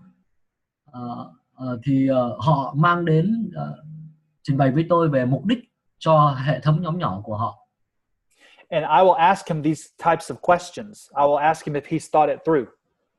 Và tôi sẽ đặt cho những người đó những câu hỏi, dạng câu hỏi như vậy để xem thử xem là họ đã suy nghĩ một cách kỹ lưỡng về những vấn đề này hay chưa. And so many times they have not thought them through. So these are very important things to consider when you're dealing with goals. Và tôi thấy rất nhiều khi là thậm chí là các mục sư cũng không suy nghĩ một cách kỹ lưỡng về những vấn đề này. Once you establish your goals and you thought them through, the next thing is Khi mà objectives. các bạn đang thiết lập được cái mục đích và suy nghĩ một cách kỹ lưỡng rồi đó, thì cái bước tiếp theo đó là phải xác định mục tiêu, đề ra mục tiêu. Don't be confused by the word objective. All we're saying is when you have a goal, you ask, what are the stepping stones to reach the goal? Các bạn cũng đừng để bị lẫn lộn giữa hai từ mục tiêu với mục đích. Về mặt đơn giản này, đó là khi đã có mục đích rồi thì mục tiêu đây đó là đâu là những cái dấu mốc đó, đánh dấu để chúng ta biết rằng là chúng ta đang trên con đường đạt đến mục đích. Vậy thôi. So the way someone taught me was when you have a goal, you must ask, how will we reach the goal? There's your objective. Yeah. Vâng, và giống như có người đã dạy tôi này, đó là khi chúng ta đã có mục đích rồi thì chúng ta đặt ra câu hỏi, đó là làm thế nào để chúng ta đạt được cái mục đích của mình, làm thế nào để biết rằng mình đã đạt được mục đích của mình, làm thế nào để đạt được mục đích của mình, và những cái mà trả lời cho câu hỏi đó chính là cái mục tiêu của chúng ta. So something that's very important to understand about this whole goal and objective process is time. Cho nên một điều rất là quan trọng cần phải hiểu được về toàn bộ cái quy trình mục đích với mục tiêu này, đó là yếu tố thời gian. It takes a long time before you're ready to move forward on these goals, depending on the size of your church. Thực ra là đôi khi nó cũng mất khá nhiều thời gian đấy, trước khi bạn thực sự bắt đầu có cái bước chuyển dịch hướng về phía mục đích của mình. Nó còn tùy thuộc vào cả cái mức độ, cái kích thước của hội thánh của bạn nữa, kích cỡ hội thánh của bạn nữa. Are there any questions on designing goals and objectives? Không biết có ai có câu hỏi gì không về việc thiết kế hay là đề ra mục đích và mục tiêu cho hệ thống nhóm nhỏ của hội thánh?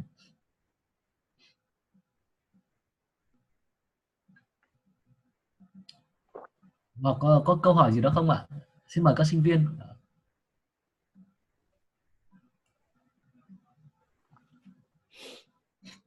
Okay, well, let's keep going. Vâng, nếu không có câu hỏi gì chúng ta đi tiếp nhé. Something I feel is very important is not just head knowledge. Một điều tôi cảm thấy cũng rất quan trọng, đó là vấn đề không phải chỉ thông tin hay kiến thức ở trong đầu. but also what I've learned from doing this over 10 years. Nhưng mà còn một điều nữa cũng là cái điều mà tôi học trong hơn 10 năm, đó là hơn 10 năm qua khi làm việc với hệ thống nhóm nhỏ. Many people can understand how small groups function with their, but they've never lived it. They've never experienced it. Yeah, because of the bad connection. Few seconds ago. Can you repeat the whole sentence? Yes. The connection was bad. Many people can understand how small groups function, but they don't because they have never experienced it. Có thể nói có nhiều người về mặt đầu óc thì cũng hiểu là hệ thống nhóm nhỏ thì cần phải hoạt động như thế nào, nhưng mà chưa có kinh nghiệm, chưa có trải nghiệm về điều đó trên thực tế. So this next section, I'm going to be talking about things I've learned in the field. Cho nên trong cái phần kế tiếp, trong đây thì tôi sẽ trình bày về những điều mà tôi đã học khi mà làm thực tế. So when you're implementing mission and vision in your church for small groups, there are some important things to consider. Khi bạn thực thi cái mục tiêu, cái sứ mệnh, cái mục đích và sứ mệnh của hội thánh của bạn, thì có một số điểm quan trọng cần phải cân nhắc là như thế này. The first is you are the change agent. Trước hết cần phải biết rằng bạn là tác nhân thay đổi, tác nhân gây ra sự thay đổi. Now please hear me loud and clear. The pastor is the most important person. Xin hãy nghe tôi một cách thật là rõ ràng về vấn đề này. Đó là trong khía cạnh nhóm nhỏ thì vị mục sư cũng là người quan trọng nhất. If you are the pastor, then you need to know you are the most important. Nếu như bạn là mục sư thì bạn cần phải biết rằng bạn chính là người quan trọng nhất trong khía cạnh công việc này. Your people are looking to you for guidance and direction. Vì dân sự các bạn sẽ nhìn vào bạn và chờ đợi cái sự hướng dẫn, sự chỉ hướng. If you're an associate pastor and you're not the pastor. Nếu như bạn là mục sư phụ tá và bạn không phải là mục sư trưởng. You need to realize your pastor has other things to do. Thì bạn cần phải hiểu rằng là mục sư của bạn có nhiều điều khác để phải làm. So that means that you have to have the dialogue with your pastor. You have to bring it up. Và vì vậy cho nên bạn cũng cần phải trò chuyện với mục sư của mình. Not only must you bring it up, but you must nurture the conversation. Và bạn không chỉ cần phải trình bày hay là nói về vấn đề này, mà cần phải tiếp tục để có cái sự truyền thông giữa hai bên. If you do nothing, trao đổi giữa hai bên. If you do nothing, your pastor will assume you're taking care of small groups most of the time. Tại vì nếu như bạn không hỏi rõ thì rất nhiều khi là vị mục sư nghiễm nhiên cho rằng là cái người phụ tá của mình là đang chăm sóc cho hệ thống nhóm nhỏ. Now please hear me. The Holy Spirit will work in the heart of the congregation. Xin cũng hãy nghe tôi trong điều này nữa, đó là Đức Thánh Linh sẽ làm việc trong hội chúng, trong lòng hội chúng. Let me give you an example of how this works out. Tôi sẽ đưa ra ví dụ về việc điều này thực ra xảy ra như thế nào. So there is, in the world of small groups in America, ở trong các cái nhóm nhỏ ở tại Mỹ đó, there's three types of churches for small groups. Có thể nói rằng là có 3 dạng hội thánh có nhóm nhỏ. There's a church with small groups. Đó là thứ nhất là có hội thánh với những nhóm nhỏ. A church of small groups. Of, right? Of. Yeah. Và thứ hai đó là hội thánh từ những nhóm nhỏ này. And a church is small groups. Và cái thứ ba đó là hội thánh là nhóm nhỏ. Có 3 dạng nhé. So, hội thánh với nhóm nhỏ, hội thánh từ nhóm nhỏ và hội thánh là nhóm nhỏ. So my pastor wants to be a church of small groups. Và hội thánh của mục sư của tôi thì muốn hội thánh của chúng tôi là hội thánh từ những nhóm nhỏ, hội thánh của những nhóm nhỏ. So a church of small groups is the whole church functions in community, and the work of the church, reaching the poor and the needy, is done through the small groups. Và trong hội thánh của những nhóm nhỏ hay là từ những nhóm nhỏ thì toàn bộ hội thánh hoạt động với nhau như một cộng đồng, và hội thánh thực hiện cái sứ mệnh của mình hay công việc của mình thông qua những, ví dụ như là chăm sóc cho người nghèo đi, là thông qua các nhóm nhỏ. So my pastor came to me one day and he said, I want to become a church of small groups. Và một ngày nọ, vị mục sư có đến với tôi và nói rằng tôi muốn để hội thánh của chúng ta là hội thánh từ những nhóm nhỏ, hội thánh của những nhóm nhỏ. And he said, Josh, I want you to write a plan for us to become a church of small groups. Và ông ấy nói với tôi rằng Josh, tôi muốn để cậu viết ra cái kế hoạch để hội thánh của chúng ta trở thành hội thánh của những nhóm nhỏ, hội thánh từ những nhóm nhỏ. So what he was communicating to me is, I want to do it, but I need you to handle the details. Tức là ý ông đang muốn nói rằng tôi muốn có hội thánh như thế, nhưng mà tôi muốn cậu sẽ xử lý những cái chi tiết, sẽ đề ra chi tiết. So what I did is I set up monthly meetings with our pastor.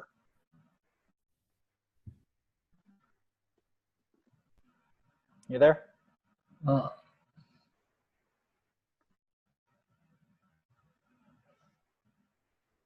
Okay. You there?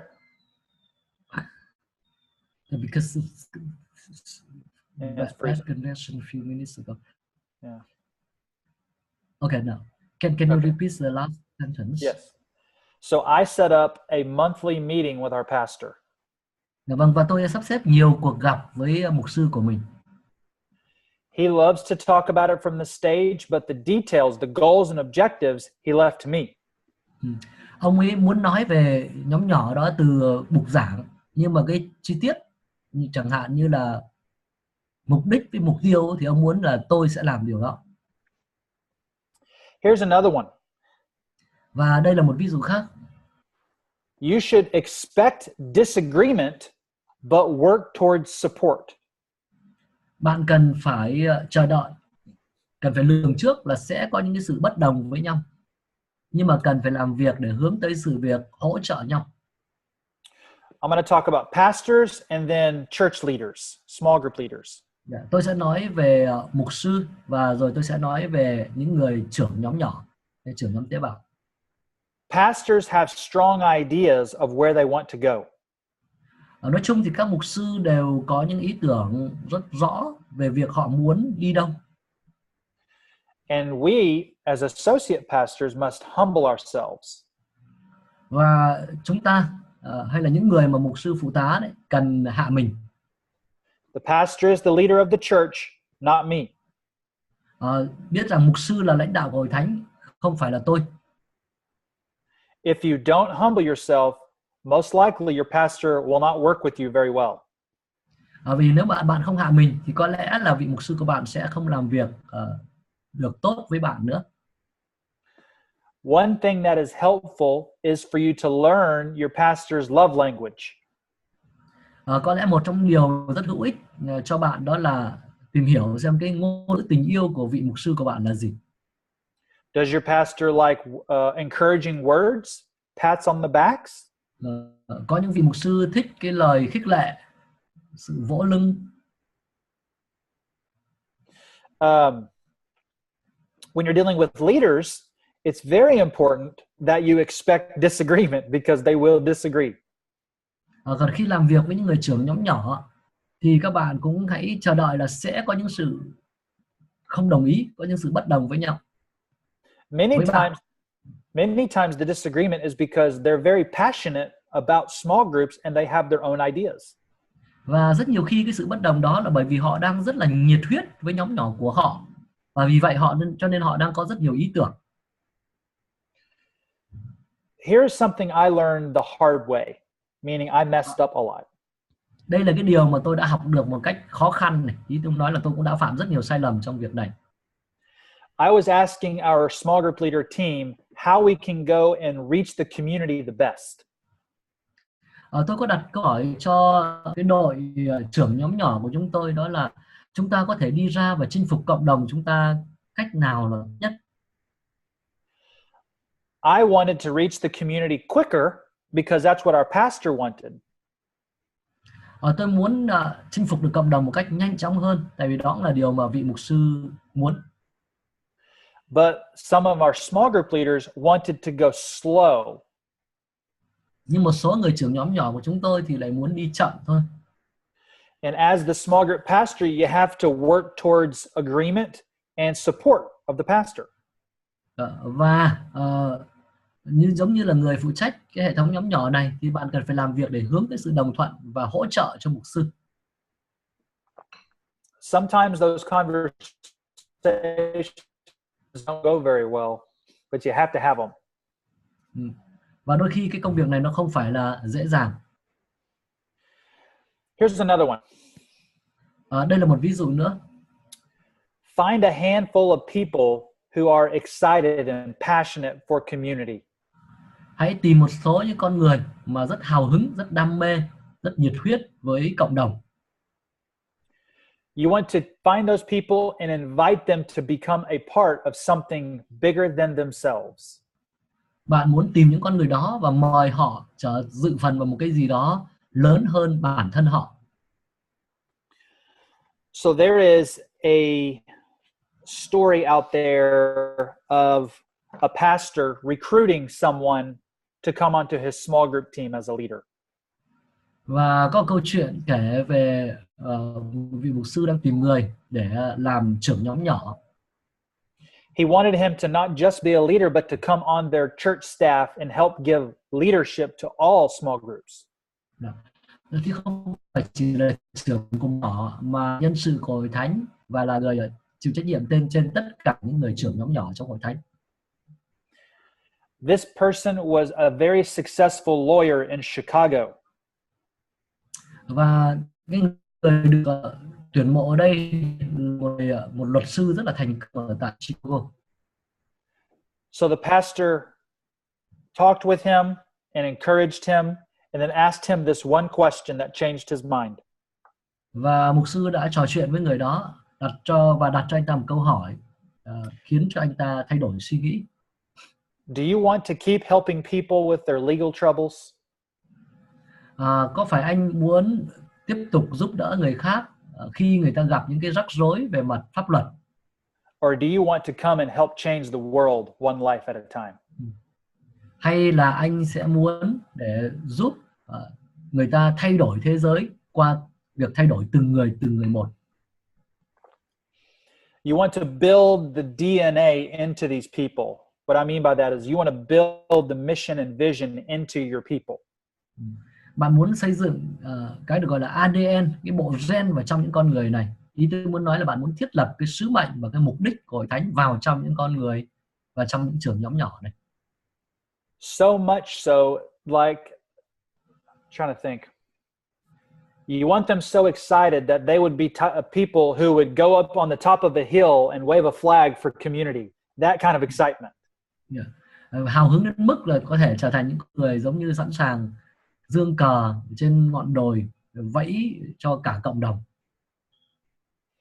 The way you know you're succeeding is by how they talk about groups to the community. Và cái cách để các bạn qua đó các bạn biết là mình có đang thành công hay không, đó là các bạn hãy xem cái cách họ nói về nhóm của họ với lại cộng đồng, với người ngoài. In my church, I came up with phrases such as, ở trong hội thánh của chúng tôi đưa ra những cái cụm từ như thế này: bitten by the bug of community. Bitten, like biting like an insect. We would say they have been bitten by the bug of community. Giống như là họ đã bị những cái con bọ của cộng đồng cắn, ám chỉ là thực ra họ rất là hòa đồng với lại cái cộng đồng xung quanh. Another phrase is community with a cause. Hay là cộng đồng mà có mục đích. Một ví dụ khác. Another thing we did was we trained our leaders. The second question they asked people in the community is, what group are you in? Một điều nữa đó là chúng tôi cũng huấn luyện những người trưởng nhóm của chúng tôi để họ đặt ra cho những người trong cộng đồng câu hỏi đó là anh đang ở trong nhóm nào? And if they said they were not in a group, they would try to get them into a group and invite them to their own group. Và nếu như họ nói rằng là chúng tôi chưa ở trong nhóm nhỏ nào cả, thì chúng tôi khích lệ họ để họ mời những người chưa trong nhóm nhỏ nào đó đến vào với nhóm của họ. The idea is that you have a group of people who are casting vision and mission for small groups. Cái ý tưởng đây đó là bạn cần phải có nhóm nhỏ, những con người mà sẽ truyền đạt cái khải tượng hay là cái sứ mệnh của hệ thống nhóm nhỏ. So the next one is you and pastor begin to vision cast to the masses. Cho nên điều kế tiếp đó là bạn và mục sư của bạn sẽ truyền đạt cái khải tượng đó cho đám đông. When you do this, focus on the culture. Khi bạn làm điều đó thì cũng hãy biết tập trung vào văn hóa nữa. Get ready to lose your voice. Sẵn sàng bị mất tiếng. You want to find some short statements that capture your vision and you want to memorize them. Hãy sẵn sàng tìm ra một số những cái câu, một số những cái cụm từ khiến thu hút được sự chú ý và ghi nhớ chúng. I'm going to give you some examples. I encourage you to write them down. Tôi sẽ đưa cho các bạn vài ví dụ, khích lệ các bạn có thể viết xuống, viết lại. Here we go. Circles are better than rows. Circle is better than rows, like sitting in a church row. Okay. Ngồi trong vòng tròn là tốt hơn là ngồi theo hàng. Here's another one. Ám chỉ là ngồi thành vòng tròn trong nhóm nhỏ thì tốt hơn là ngồi theo hàng, chỉ có ngồi nghe không trong bài giảng chủ nhật, ví dụ như thế. Yeah. Here's another one. I'm fine on my own, but we're better together. Yeah. Once again. I'm fine on my own, but we're better together. Okay. Một mình tôi cũng ổn thôi, nhưng mà cùng với nhau thì còn ổn hơn. Đây là vài cụm từ trong tiếng Anh dùng để cổ suý quảng bá về hệ thống nhóm nhỏ. No group, no growth. Không có nhóm thì không có tăng trưởng. And lastly, life is better together. Và cái cuối cùng đó là sống cùng với nhau thì tốt hơn. Cùng với nhau thì sẽ sống khỏe hơn, sống tốt hơn. So you think about what are those statements and then teach them to your people. Bạn nghĩ ra được một số những cái câu nói như vậy và dạy những điều đó cho dân sự của bạn. I want to read you a sample from a book from a pastor doing just that. Tôi đọc một cái ví dụ bạn nghe từ một cuốn sách của vị mục sư đã làm điều này. If the sight of a once solo-minded man or woman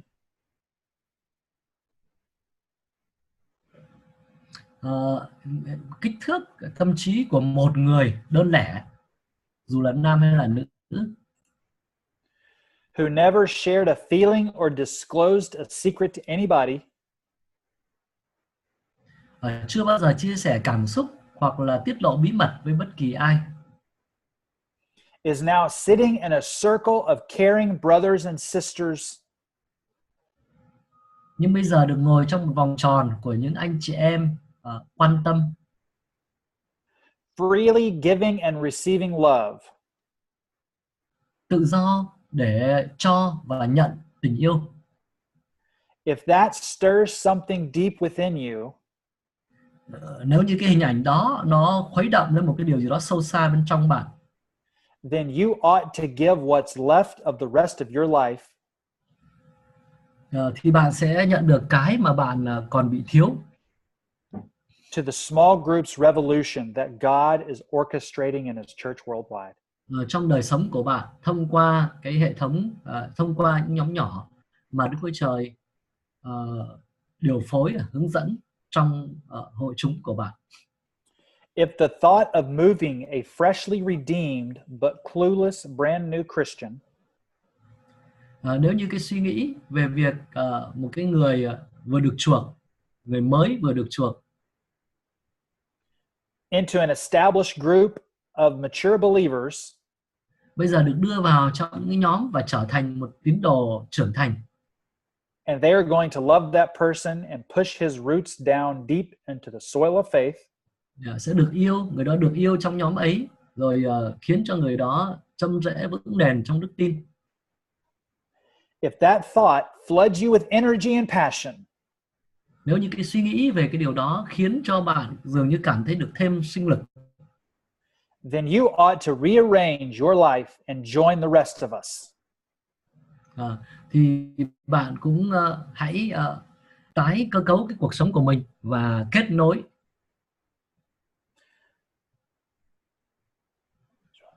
Who are waving the flag of Christian community and inviting people into small groups. Và trở thành những con người giống như là vẫy cờ, phải dương cờ để mời gọi người ta trong cộng đồng đến với những nhóm nhỏ. So he goes on and gives many examples of this, but this is an example of how you would cast vision to your church. Và nhiều khác nữa trong sách này, nhưng mà đó là minh họa thôi, để minh họa cho việc các bạn truyền đạt cái khải tượng về nhóm nhỏ trong hội thánh của bạn. For small groups and focus on the culture of small groups at your church. Cho nhóm nhỏ và tập trung vào văn hóa của nhóm nhỏ của bạn trong hội thánh của bạn.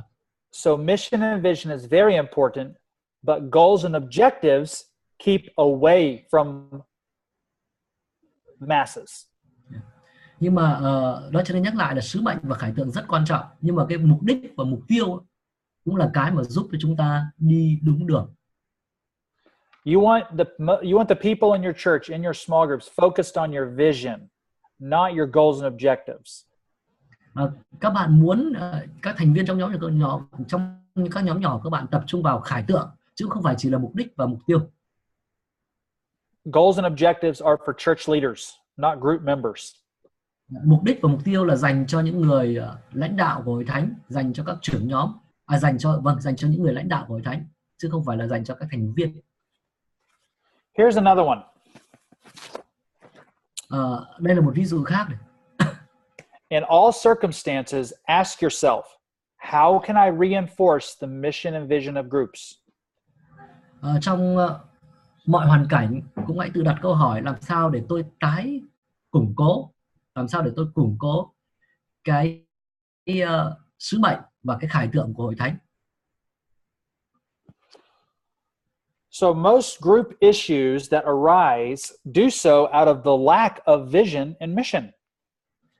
Đa số vấn đề của các nhóm xuất hiện là vì thiếu mất khải tượng, thiếu sứ mệnh.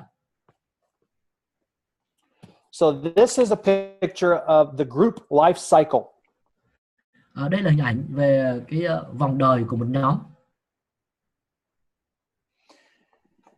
So the group life cycle, it goes in order like so.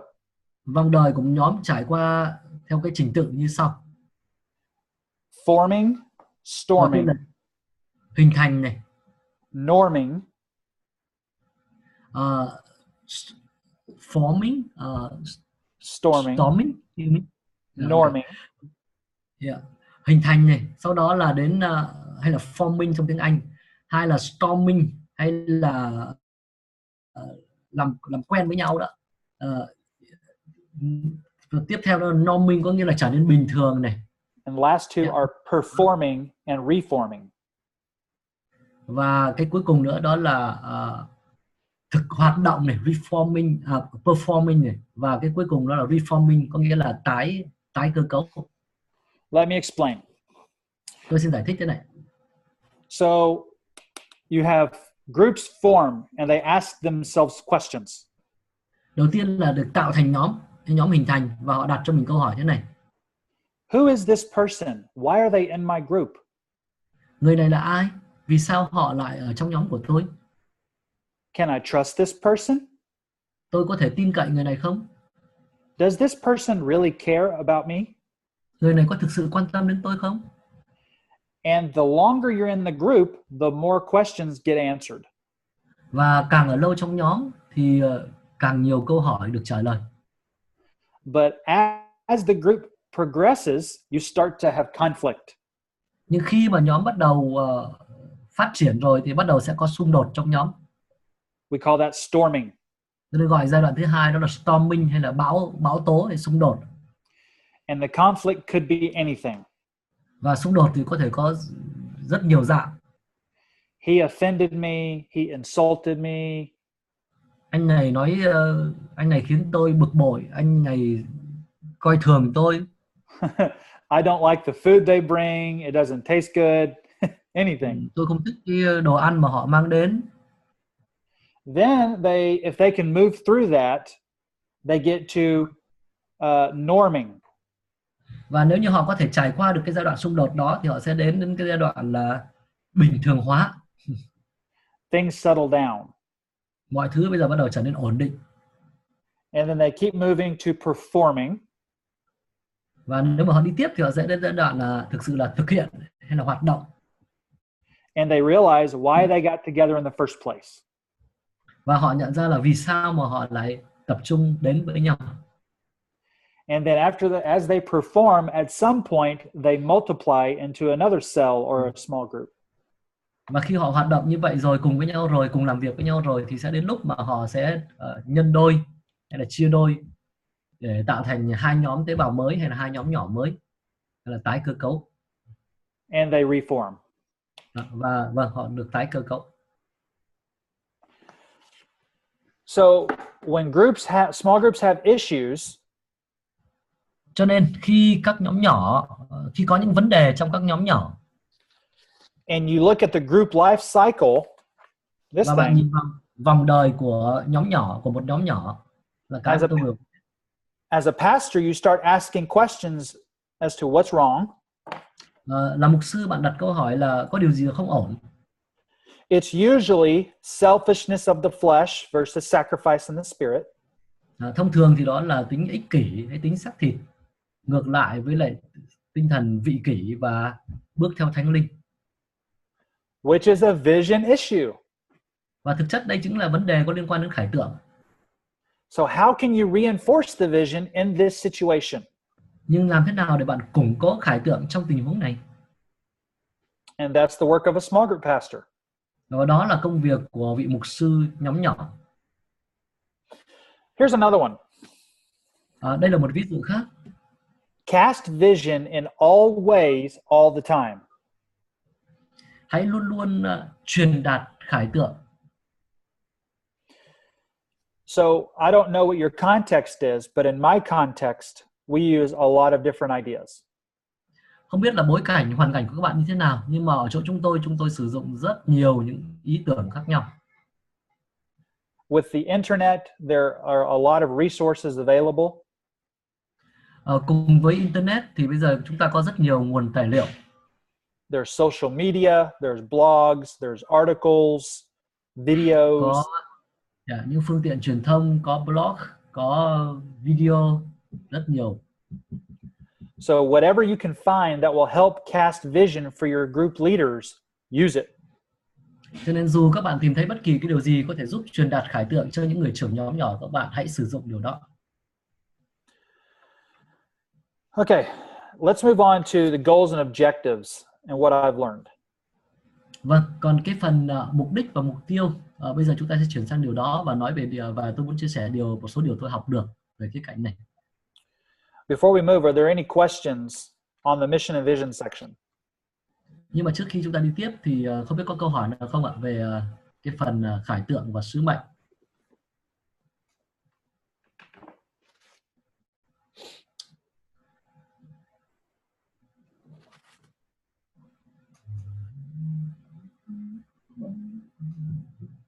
Cho tôi hỏi thầy, mục tiêu của hội thánh của giáo sư đó, mục tiêu là 30%. Mà xin hỏi cái mục tiêu đó thì năm thì cái con số có đạt được ở đó không ạ? Mục tiêu. He's curious about the objective of the cell group in your church that you mentioned increased by 30%, right, in 12 months. Was this reasonable, achievable in your case? So he's wanting to know how we did that? Yeah, is it reasonable? Is it reasonable? Yeah. Well, for us, it was reasonable because we had, let's see, in my particular campus that I was referring to, there were 1,000 people not in small groups, and there were 800 who were in small groups. So we said, let's break it down, and so 30% would be a good effort. Okay. Không biết cái này có rõ không, nhưng mà tức là cái 30% đây ám chỉ là 30% mà những người đã trong hội thánh rồi nhưng mà trước đây chưa tham gia nhóm nhỏ và bây giờ bắt đầu tham gia trong nhóm nhỏ. Thì trong trường hợp của thầy mà cái ký túc xá mà thầy nhắc tới thì nó khả thi, tại vì lúc bây giờ tình trạng lúc bây giờ là có 800 người đã ở trong các nhóm nhỏ nhưng mà có hơn 1.000 người chưa tham gia các nhóm nhỏ, cho nên cái con số mà họ đặt ra lúc giờ 30% là hoàn toàn khả thi. Ở đây không ám chỉ là 30 người mới tinh mà 30 người trước đây cũng đã trong hội thánh rồi nhưng bây giờ thêm vào, bây giờ bắt đầu sinh hoạt trong các nhóm nhỏ chứ không chỉ đi nhóm chủ nhật. Okay. Are there any other questions in that section? I'm happy to answer them. Có câu hỏi gì không ạ? Tôi cũng rất vui được trả lời. Do you see much like multiplication in your cell groups? Because here we see not many, many small groups started as a new leader and then start a new group, but not many. We don't see many like multiplication of the group. Yep, we do see that. We do see that, and we're going to talk about that this week specifically with different strategies. Okay. All right. Some of it, as I give you principles and talk through, you'll be able to take those principles back to your context, because I'm in Texas and you're in Vietnam, so there's going to be a little bit of a difference. But I'm hoping to give you some strategies and principles that could help. Thầy đang nói rằng là trong cái quá trình trình bày thầy thì tất nhiên mỗi cảnh tôi là ở bên Mỹ còn các bạn thì ở Việt Nam, nhưng hy vọng rằng trong cái quá trình trình bày các bạn nắm được cái nguyên tắc để áp dụng được vào trong hoàn cảnh các bạn, nhưng đồng thời cũng có thể một số những cái chiến lược mà chúng tôi trong khi thầy trình bày chúng ta có thể học được cách nào đó. In fact, my church right now is writing a resource for we call them apprentices, someone who's apprenticing to be a leader. My church is writing a guide for an apprentice to learn how to be a leader. Okay. Thực chất là hội thánh của chúng tôi bây giờ cũng đang viết ra một cái tài liệu hướng dẫn cho những người học để trở thành trưởng nhóm. And it's not written yet, but I can definitely show you how we're putting it together. Yeah. Mặc dù nó chưa viết xong nhưng mà tôi chắc chắn là tôi có thể chỉ cho các bạn biết cách sắp xếp mọi phần nó như thế nào. Are there any other questions? Không biết có sinh viên nào có câu hỏi nữa không?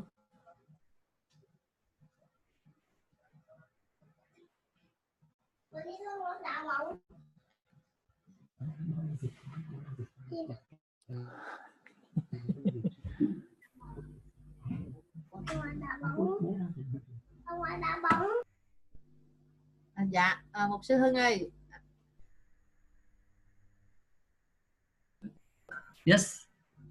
Dạ, mục sư hỏi giáo sư là cái số người mà tham gia, tức là tín hữu, họ chỉ đi nhà thờ mà họ không chịu tham gia nhóm nhỏ đó, thì mình có cái cách nào để có thể thuyết phục họ tham dự một cái nhóm nhỏ để giúp cho đời sống thuộc linh của họ hay không? Dạ, cảm ơn. Yeah. She's asking about how to persuade those who only attend Sunday meeting but not participate in any small groups, and how to persuade them, how to convince them to join small groups. That is a great question, and it is something that churches all over the world struggle with. Đây là cái câu hỏi rất là hay, và đây là vấn đề mà có thể nói là hội thánh ở khắp nơi trên thế giới cũng gặp phải. Because you're dealing with the human heart. Bởi vì vấn đề ở đây là chúng ta có gặp phải đó là lòng người. There are some guiding questions that can help get clarity in your own church. Có một vài những cái câu hỏi hướng dẫn nó sẽ giúp cho chúng ta có cái nhìn rõ ràng hơn ở trong hội thánh của chúng ta. A couple of examples are, một vài ví dụ như thế này. What kind of relationship do you have with the people who are not yet connected? Bạn đang có cái mối quan hệ như thế nào với những cái người mà chưa được kết nối đó? What do you know about the people and the people that are not yet connected? Bạn biết gì về những cái người chưa được kết nối đó? Is there something about the curriculum that small groups use that would keep them from joining? Đôi khi có thể có cái gì đó liên quan đến cái chương trình nhóm, Is there some nhóm nhỏ khiến cho người ta không muốn tham dự không? Is there something about the way small groups are structured or organized that keeps them from joining?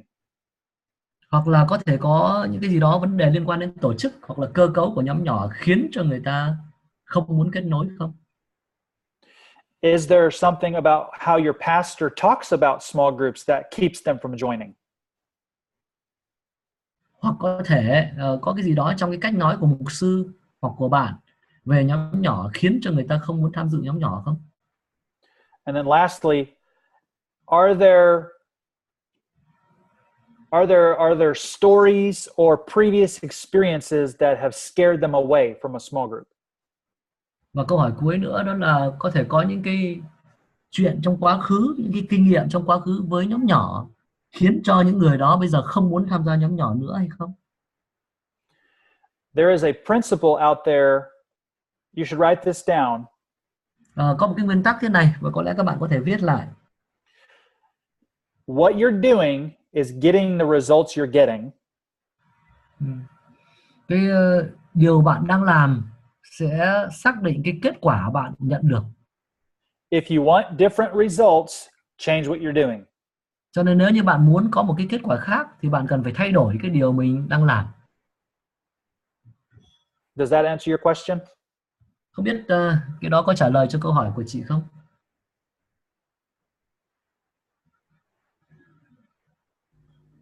Dạ, cảm ơn giáo sư rất nhiều ạ. Yep, thank you.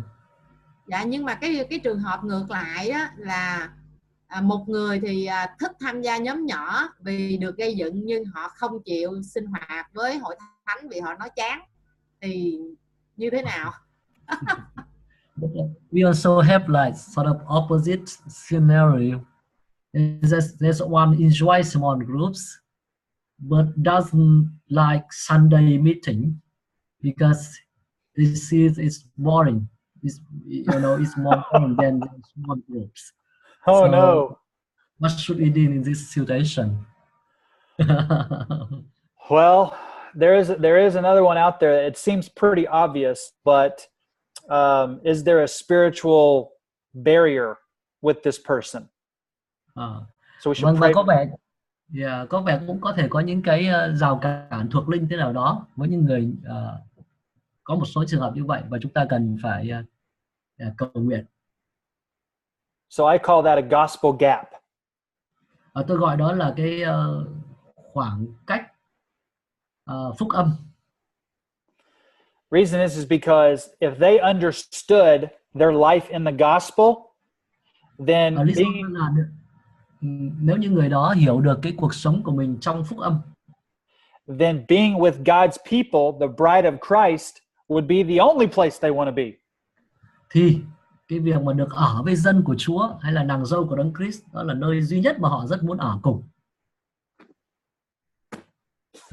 Nếu mà họ chỉ muốn tương tác với con người trong nhóm nhỏ mà không muốn thờ phượng thì có lẽ còn có vấn đề về phúc âm ở đây, về cách hiểu của họ về phúc âm, về tin lành ở đây. Does that help at all? Không biết cái thông tin đó có hữu ích gì không?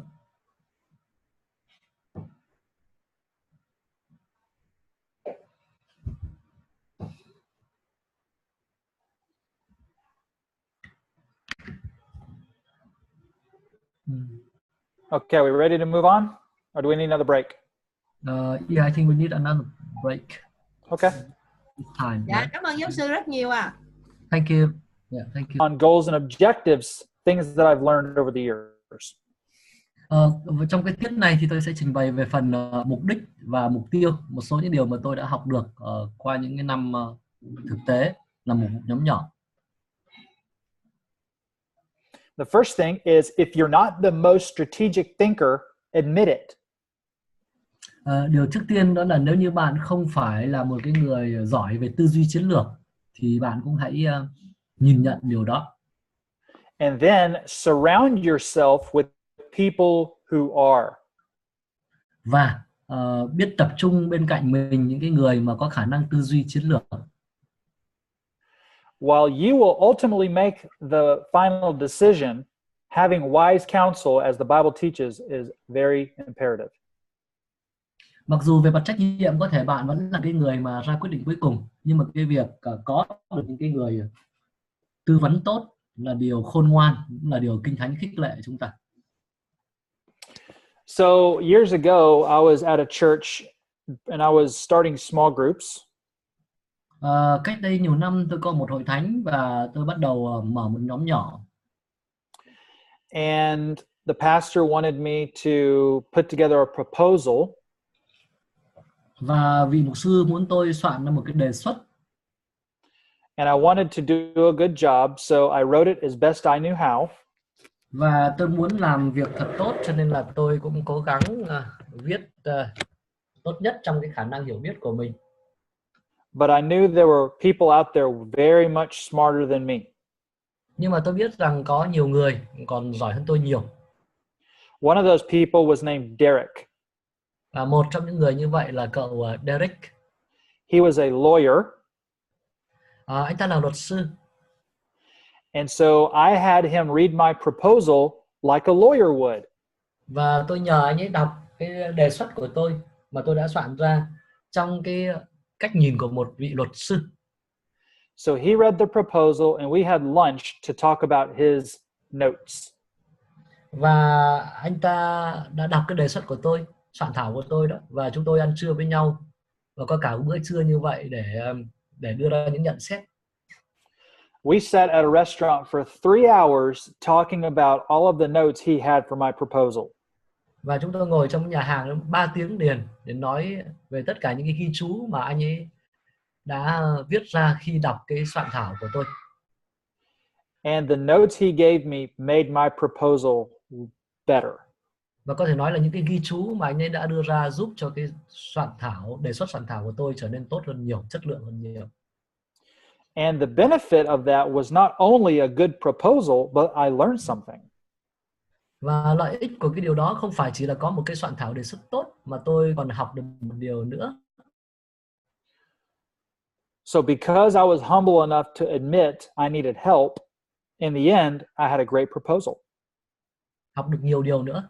Cho nên có thể nói rằng trong lần đó khi tôi biết hạ mình và biết học hỏi như vậy thì tôi đã đưa ra được cái đề xuất soạn thảo tốt hơn nhiều. Here's another one. Stay in contact with your supervisor. Cũng hãy luôn luôn giữ mối liên hệ với cái người giám sát của mình. If you are the pastor and you have a ministry team working with you, stay in contact with them. Còn nếu như bạn là mục sư và bạn có một cái đội mục vụ hoạt động cùng với bạn, việc cùng với bạn, thì bạn luôn luôn giữ liên hệ với cái đội ấy. If you're not the pastor, there is nothing more defeating than working with servant leaders and being told no.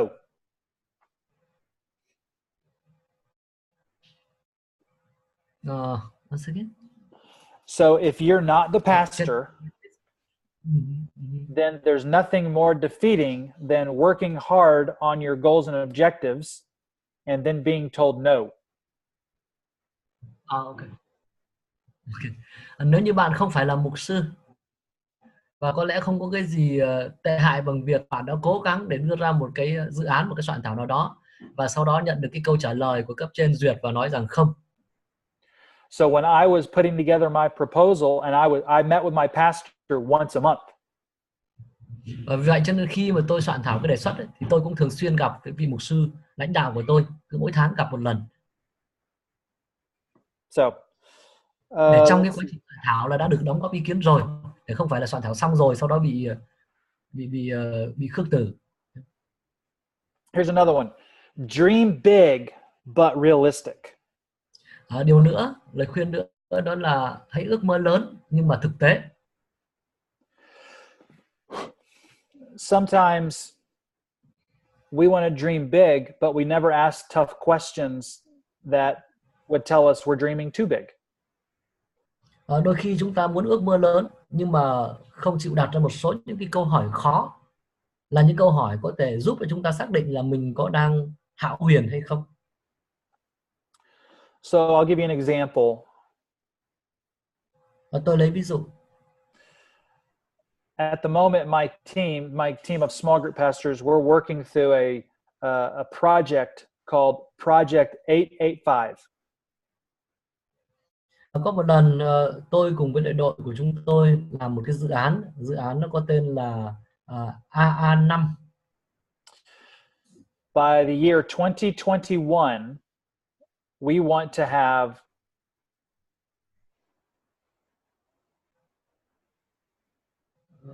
Chúng tôi muốn là đến năm 2021 we want to have 8,000 small groups, small group leaders. Is that right? No, excuse me. 8,000 people. Thì chúng tôi muốn là chúng tôi có được 8.000 người. So 8,000 people, 800 leaders in 5 years. Và 800 người trưởng nhóm, 8.000 người và 800 người trưởng nhóm trong 5 năm. So you get 885. Cho nên là không phải là AA mà không phải AA mà là 885. Yeah. So as we looked at what was realistic for us, that's what we come up with.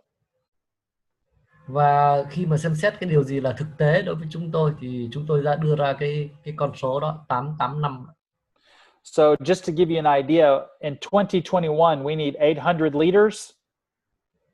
Như vậy đến năm 2021 chúng tôi cần 800 người trưởng nhóm. So by the end of this year, 2018, we need 305 leaders. Và như vậy thì đến cuối năm nay, nên là năm 2018, chúng tôi cần 305 người trưởng nhóm. And right now we only have 196. Mà hiện tại bây giờ chúng tôi mới chỉ có 196 trưởng nhóm. So that's a big goal, big goal. Vì đây là một cái mục đích lớn. Here's another one. Figure out which metrics you will use. Đây là một cái điều nữa, lời khuyên nữa. Đó là các bạn hãy suy nghĩ về việc là bạn sẽ sử dụng cái cơ cấu như thế nào, cái cấu trúc như thế nào. We will talk about this on the last day of the course, but metrics are important.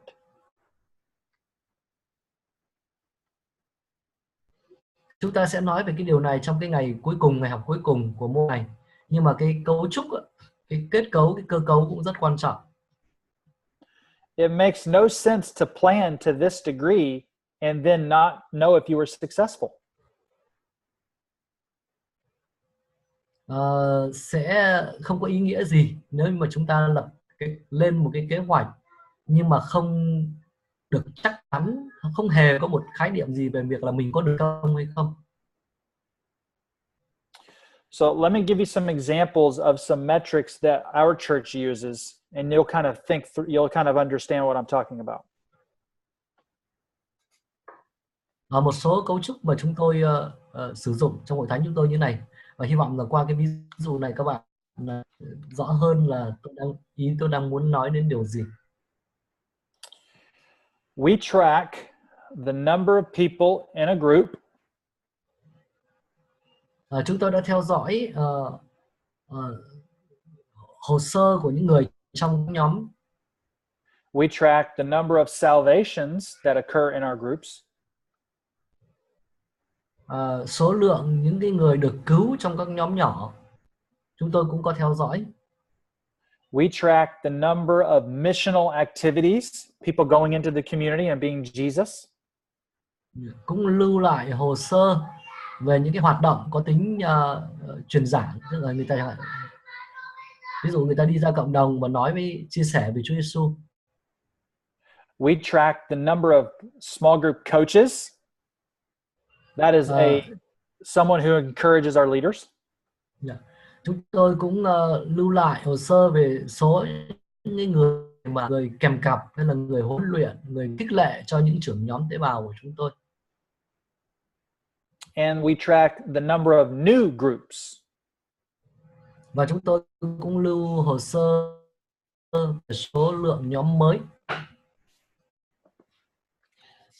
So figuring out which metrics you will use is important.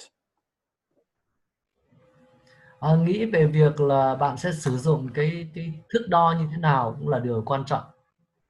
Because they will tell you if you're successful in reaching your goals. Vì cái nó cũng cho bạn biết được là bạn có đang thành công không trong cái việc đạt được mục đích của mình. Tôi xin lỗi những cái phần từ nãy giờ tôi dịch là cấu trúc với cơ cấu thì chắc là mọi người sửa lại giúp là cái thước đo. Tức là có những cái thang để cái sự tăng trưởng, sự phát triển của hệ thống nhóm nhỏ của mình. Last one is resist the temptation to think goals and objectives are the sole focus of small group ministry. Cái cuối cùng đó là hãy khước từ, đừng bị cám dỗ mà nghĩ rằng mục đích và mục tiêu là cái trọng tâm duy nhất của nhóm nhỏ.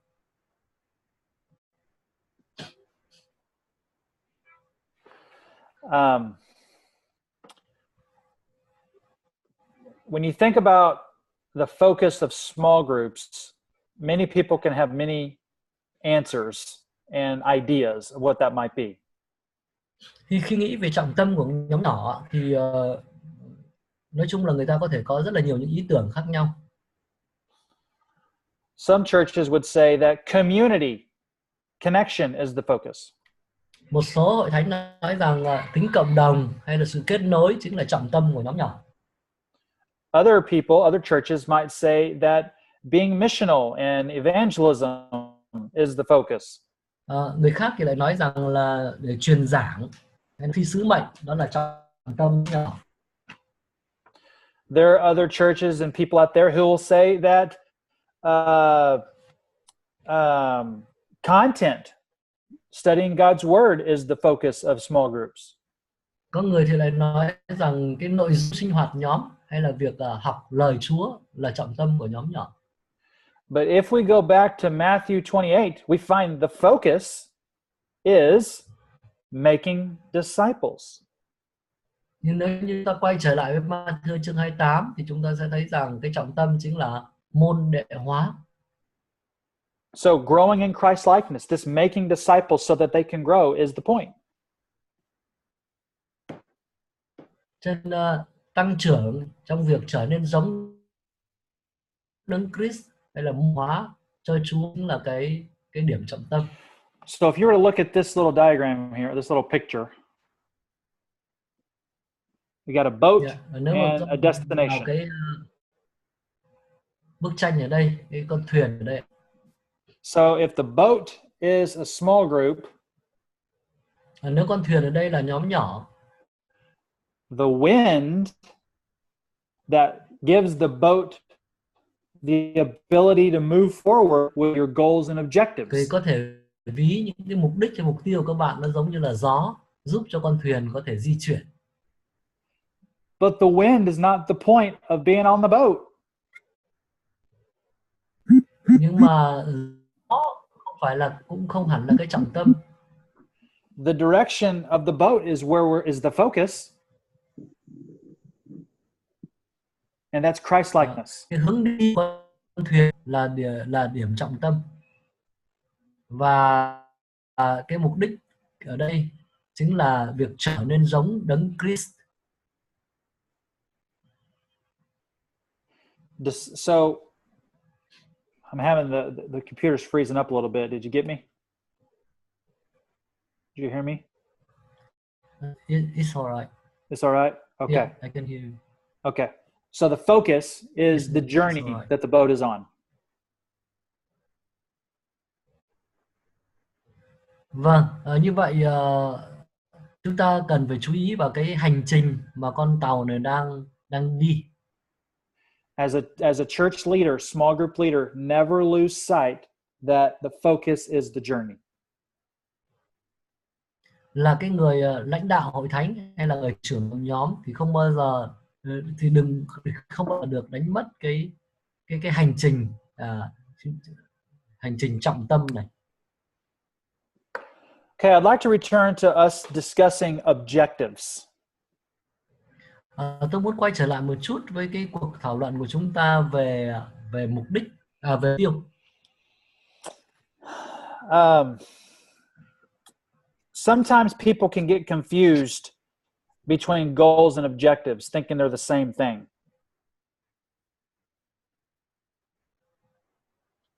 Vâng. Chúng ta quay lại một chút về cái này, về cái mục tiêu này.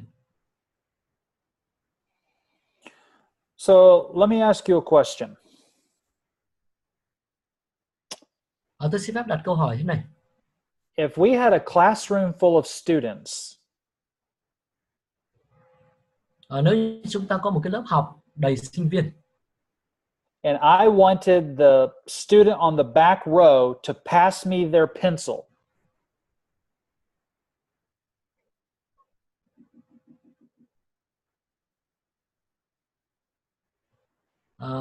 và tôi muốn các viên đưa bút chì cho tôi. So if I wanted them to pass me if I wanted them to pass me their pencil to the front of the class, here are the rules. They cannot stand up. They can't roll the pencil. And they can't throw the pencil. How would they get the pencil to me in the front of the class? Nếu như tôi muốn sinh viên sẽ chuyển cho tôi một bút chì từ cuối lớp lên trước lớp, nhưng mà quy định là không được ném, không được lăn, không được đứng dậy, thì các sinh viên sẽ phải làm như thế nào? So how you answer that question is your objectives. So you might, cái việc bạn trả lời nào cho câu hỏi đó chính là xác định mục tiêu đấy, từng bước một. So the goal is to get the pencil to the front of the class. That's the goal. Mục đích là đưa được cái bút chì lên trước lớp. Đây thầy đang giải thích cái phần khác nhau giữa mục đích và mục tiêu. And the objective is how you're going to reach the goal. Còn mục tiêu đó là làm thế nào để đạt được cái mục đích đó. So since we're scattered across the country of Vietnam, I'm going to give you some examples of some objectives instead of working in groups. Vì theo cái soạn của thầy ấy, thì đáng lẽ là bây giờ đến để thảo luận nhóm, nhưng mà vì lúc trên thực tế thì chúng ta là mỗi người một nơi này không thảo luận được, cho nên thầy sẽ phải nghĩ ra một cái hơi khác một chút. Okay, here's one example. Train leaders in evangelism. Đây một ví dụ này. Huấn luyện trưởng nhóm về công tác truyền giảng. Huấn luyện cho những người trưởng nhóm tế bào hay trưởng nhóm nhỏ về truyền giảng.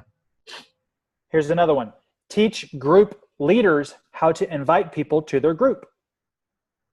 Hoặc ví dụ những người trưởng nhóm nhỏ về cách mời người mới đến nhóm. Here's another one. Teach leaders how to call people who have not been attending church. Hoặc ví dụ dạy cho trưởng nhóm gọi điện cho những người không đi hội thánh. Put together a list of everyone in the church and then see who's not in a group and invite them. Hoặc lấy ví dụ như là đưa ra danh sách của tất cả mọi người trong hội thánh và xem thử ai chưa đến những nhóm nhỏ và mời họ đến. Create a theme around your sermon with opportunities to meet group leaders after the sermon. Hoặc lấy ví dụ như là đưa ra cái đề tài của bài giảng, rồi có cơ hội để gặp những người trưởng nhóm sau khi nghe giảng. So if you think back to earlier tonight when I talked about the 30% increase in our small groups.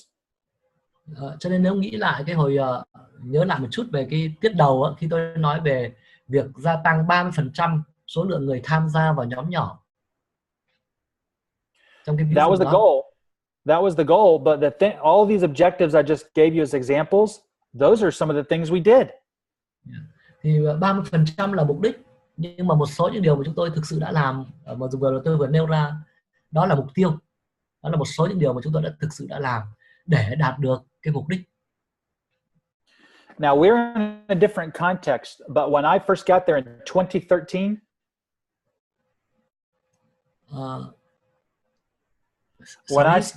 when I started at my church in 2013, in the year 2013.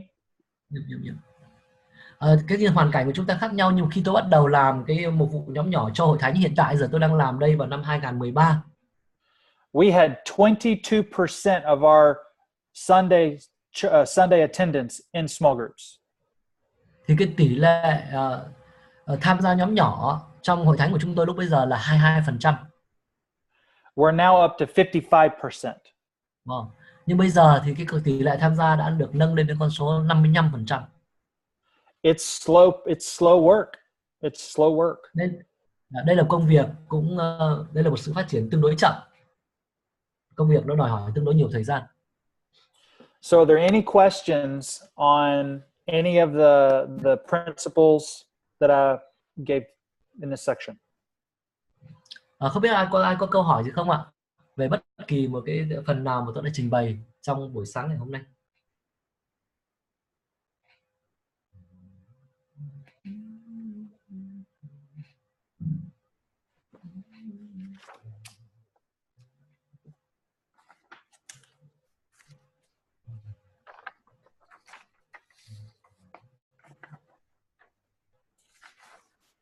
No questions? Không có câu hỏi nào sao?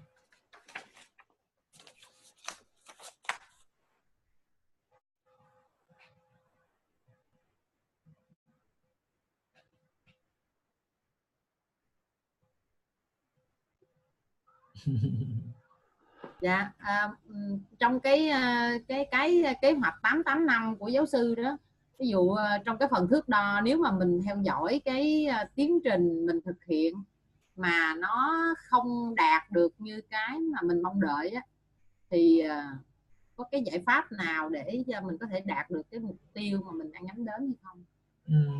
Tức là có cần điều chỉnh gì không? Thí dụ là giờ mình đã phát họa một cái tiến trình, nhưng mà đi từng bước mà nó lại không giống như cái mình mong đợi á, thì mình có nên điều chỉnh cái kế hoạch của mình hay không? In the project 885 that you mentioned, and if we use a matrix and we see that we are not achieving the goals, should we adjust or modify the goals or the process to reach the goals? Yeah, it depends. It depends on if those goals will help you reach your mission better, and only you would know that. But for example, if 30% we couldn't reach 30%, we could only get to 10%, then we would look at, was our goal too aggressive? What are we doing already versus what could we be doing? And so yes, you could, to answer your question, you could do that, but it would really depend on what else would you do, and would that help reach your mission? As long as it's reaching the mission, I think your goals can be a little bit flexible. But if it's not going to take you towards your mission, then you need to probably ask more questions. Okay. Thầy nói rằng thực ra cái quan trọng hơn cả khi mà nói về mục đích đây ấy, lại là nó có tương ứng với cái sứ mệnh hay không, cái mục đích nó có giúp hoàn thành sứ mệnh hay không. Thế còn trong khi mà mục đích nó vẫn đang giúp chúng ta để hoàn thành được cái sứ mệnh, thì cái mục đích nó cũng có thể tương đối là linh hoạt. Nếu ví dụ như thấy rằng 30% mà mình không đạt được, thì đôi khi mình cũng có thể cân đối cái mục đích như vậy nó có quá lớn hay không, hoặc là có thể có điều gì đó mình có thể làm tốt hơn trong cái phần mục tiêu đó để đạt được mục đích hay không, có thể có cái điều gì đó mình cần cải thiện hay không. Nhìn chung thế, nếu mà trả lời ngắn gọn thì là có thể điều chỉnh. Vì cái quan trọng hơn cả lại là để mục đích nó giúp hoàn thành cái sứ mệnh mới là cái chính yếu ạ. Còn cái về phần mục đích nó có thể tương đối linh hoạt và mình cũng có thể điều chỉnh hoặc là cải thiện thêm khi cần so với thực tế. Okay. Does that help? Dạ, không biết có trả lời câu hỏi của chị không? Thank you so much.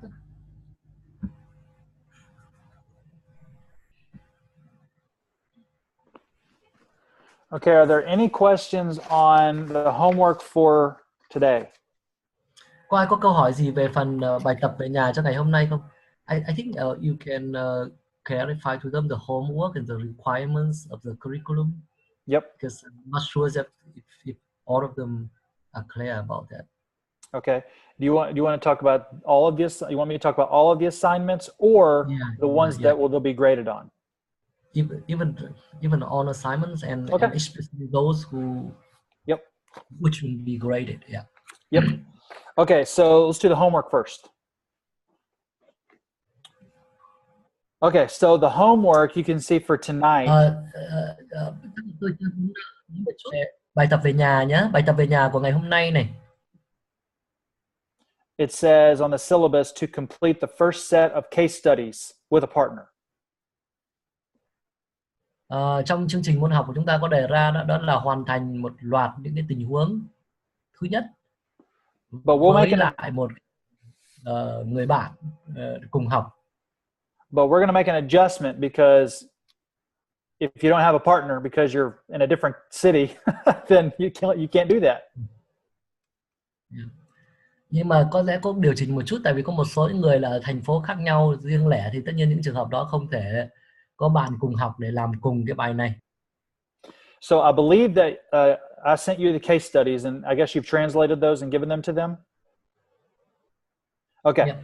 So what I would like you to do is the first set of case studies you'll do on your own, and I've given you some questions to think about with those studies and be ready to report back on those tomorrow.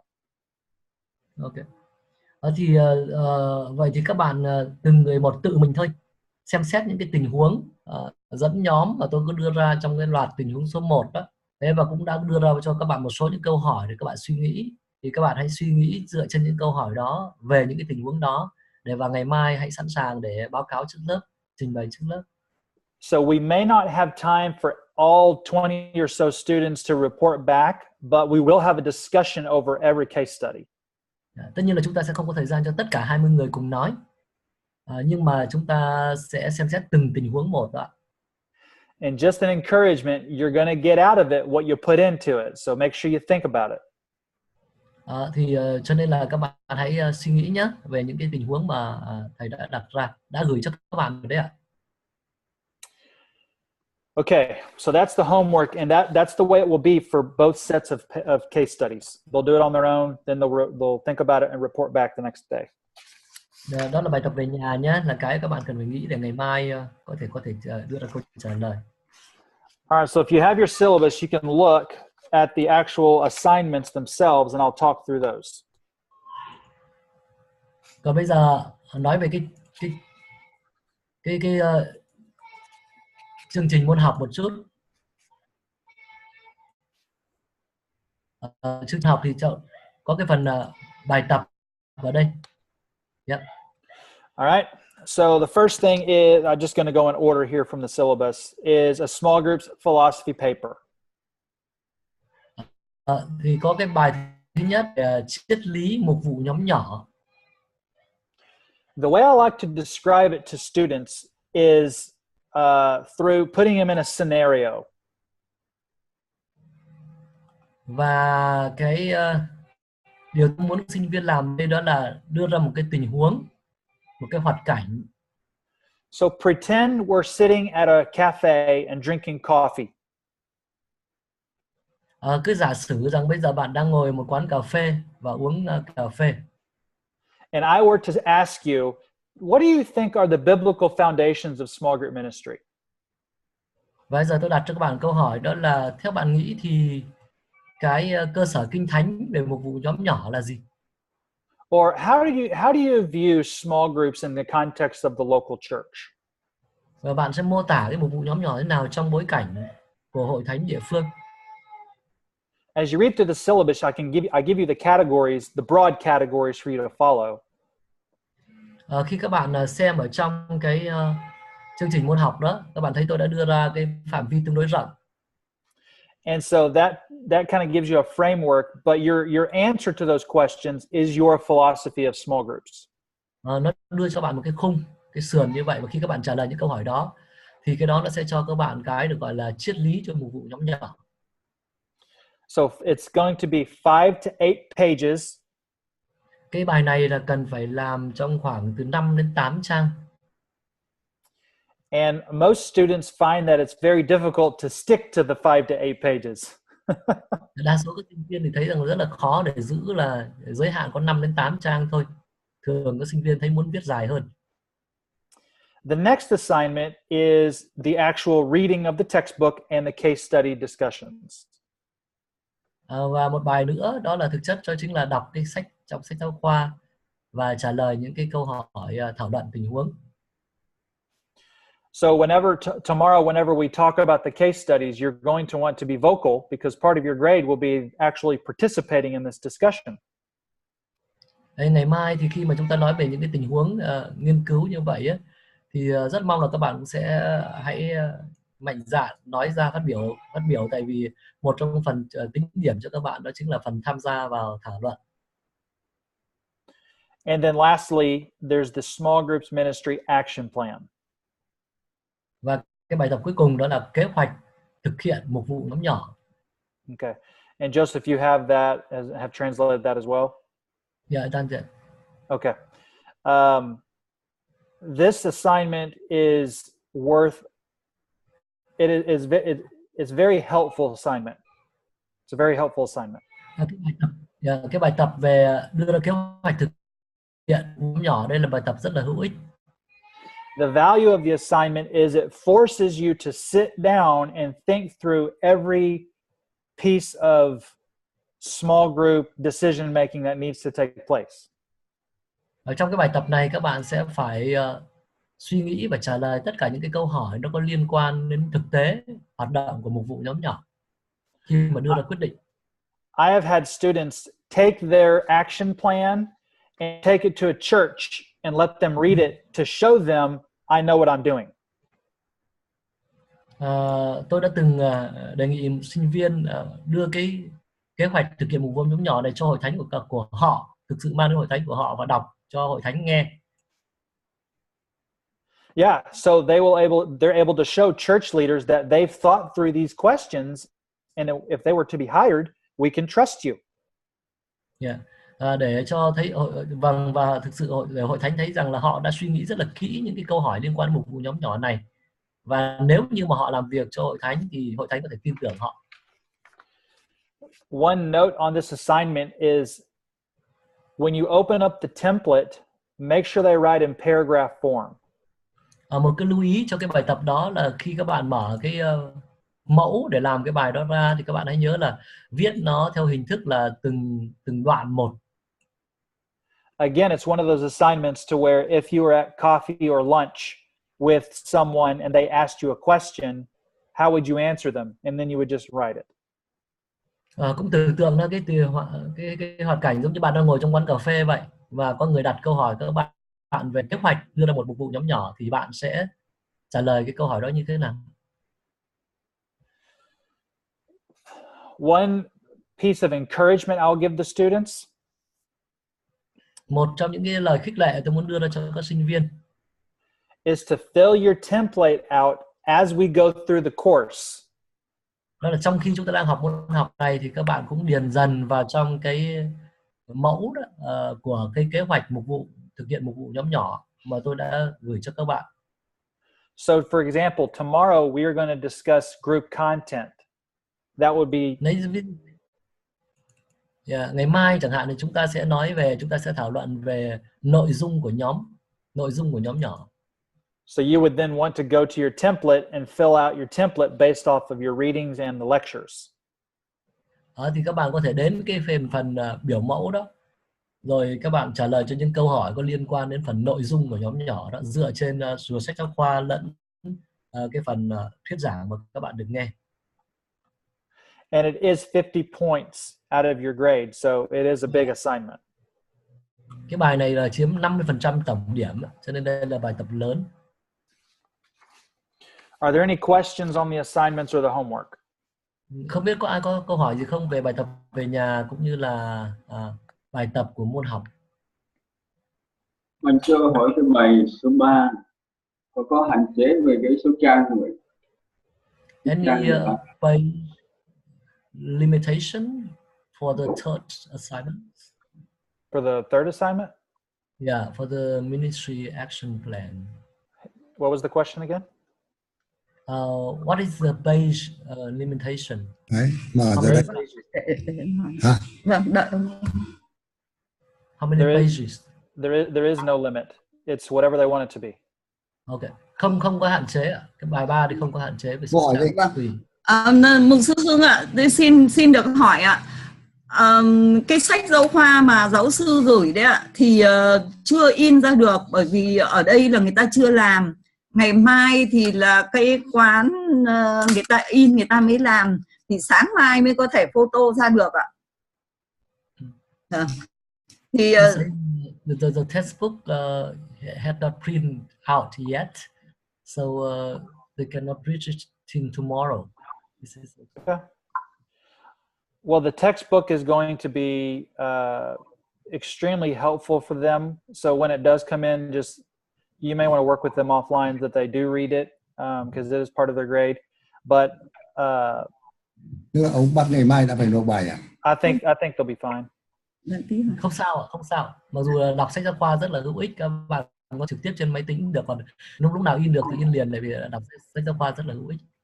Nhưng mà không sao, không vấn đề gì. So just a word on the textbook, if I can add just for a minute. So there are different types of small groups out there, different types of small group philosophies out there. So what I wanted to do is I talked with Joel Comiskey. I talked with him and I asked him what would be a great text for students in Vietnam. And he recommended this book. So I've kind of woven themes into my lectures from this book, but I'm not lecturing through this book. They can read the book. Does that make sense? Okay. Okay, sure. Tôi cũng có tư vấn nhiều tác giả, đặc biệt là tác giả cuốn sách này, và ông đã khuyến cáo để cái dịch cái sách này sang Việt đó, để cho cái bối cảnh của Việt Nam. Và vì vậy cho nên là cái phần chương trình môn học của tôi cũng có đề cập đến sách, mặc dù tôi không phải là giảng ra từ sách.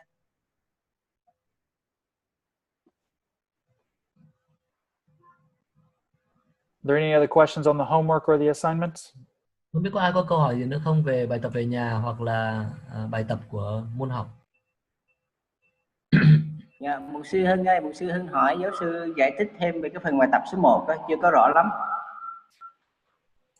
The first assignment, can you clarify a little bit? Yes. First assignment, reading, First right? assignment. And case study. Yeah, so this is whenever the students interact with me, I'm listening for, did they read the book? Have they done the case studies? And so we're going to make a little bit of an adjustment in that they're not going to be able to work in groups because they're in different parts of the country. So tomorrow, whenever they report back on the case studies, they're going to want to interact with the discussion. And so that's what that's talking about. So we can't have discussion groups because people are all over the country. Had I known that, I would have changed it. Okay. Từ cái bài này thì thầy đã hơi thay đổi một chút rồi, nhưng mà tóm lại thì trong cái bài này thì anh chị em phải đọc sách giáo khoa đấy, theo cái trong chương trình môn học nêu rõ đấy là ngày nào thì đọc cái chương nào. Thế rồi câu hỏi thảo luận thì tại vì là chúng ta ở phân tán nên là không thảo luận trong nhóm được, nhưng mà chúng ta cứ nghiên cứu kỹ, từ mình nghiên cứu kỹ những tình huống nó đi, được ngày mai mọi người sẽ trả lời. Rồi dựa trên cái câu trả lời của mọi người thì thầy cũng đoán được là mọi người có đọc sách giáo khoa hoặc là suy nghĩ nào về những câu hỏi đó rồi thầy cho điểm. Ok. Sư Hưng hỏi giúp về hạn nộp bài được không? Hạn trong đó có rồi đấy thầy. Bởi trong kia hạn gấp quá. Tức là đây là nói là muốn ra thêm hạn đúng không ạ? Đúng rồi, đúng rồi. A student would like to ask you to extend the due date because it's quite soon, right? For which one? For which assignment? All of the assignments. All of the assignments? Bởi vì bài thứ hai ở đây có ghi là hạn là ngày 22 tháng 2 đúng không? Ngày 22 tháng 2 phải nộp. Mà hôm nay đã ngày 20 rồi. Because the second assignment is like February 22, right? And today is 20 already. Yeah. What I need to do is I need to talk to Dr. Cotto because I'm very flexible. Please tell them I'm very flexible, but I need to find out when my deadline to get grades in is, because this is only a week-long course. Okay.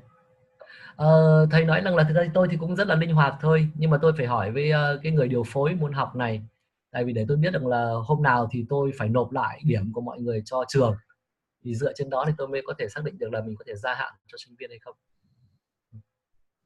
Once I get that deadline, then I will let you know, Joseph, because I don't know which person over there is going to be doing the grading, and we'll need to make sure that the grader has plenty of time. Okay. Khi tôi có được cái hạn nộp rồi thì tôi sẽ điều chỉnh. But I'm happy to extend it as long as we're allowed. Đủ thời gian cho cái người chấm điểm có thời gian chấm nữa. Còn về tôi thì tương đối linh hoạt. Okay. Okay.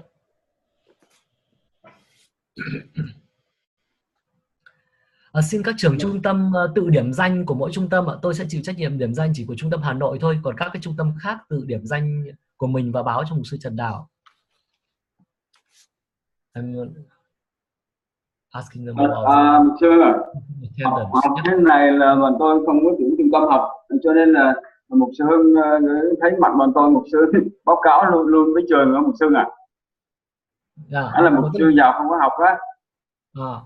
Cho nên mục sư Hưng thấy ví dụ khuôn mặt bọn tôi hoặc tên bọn tôi có sẵn đó, mục sư báo giùm luôn nha.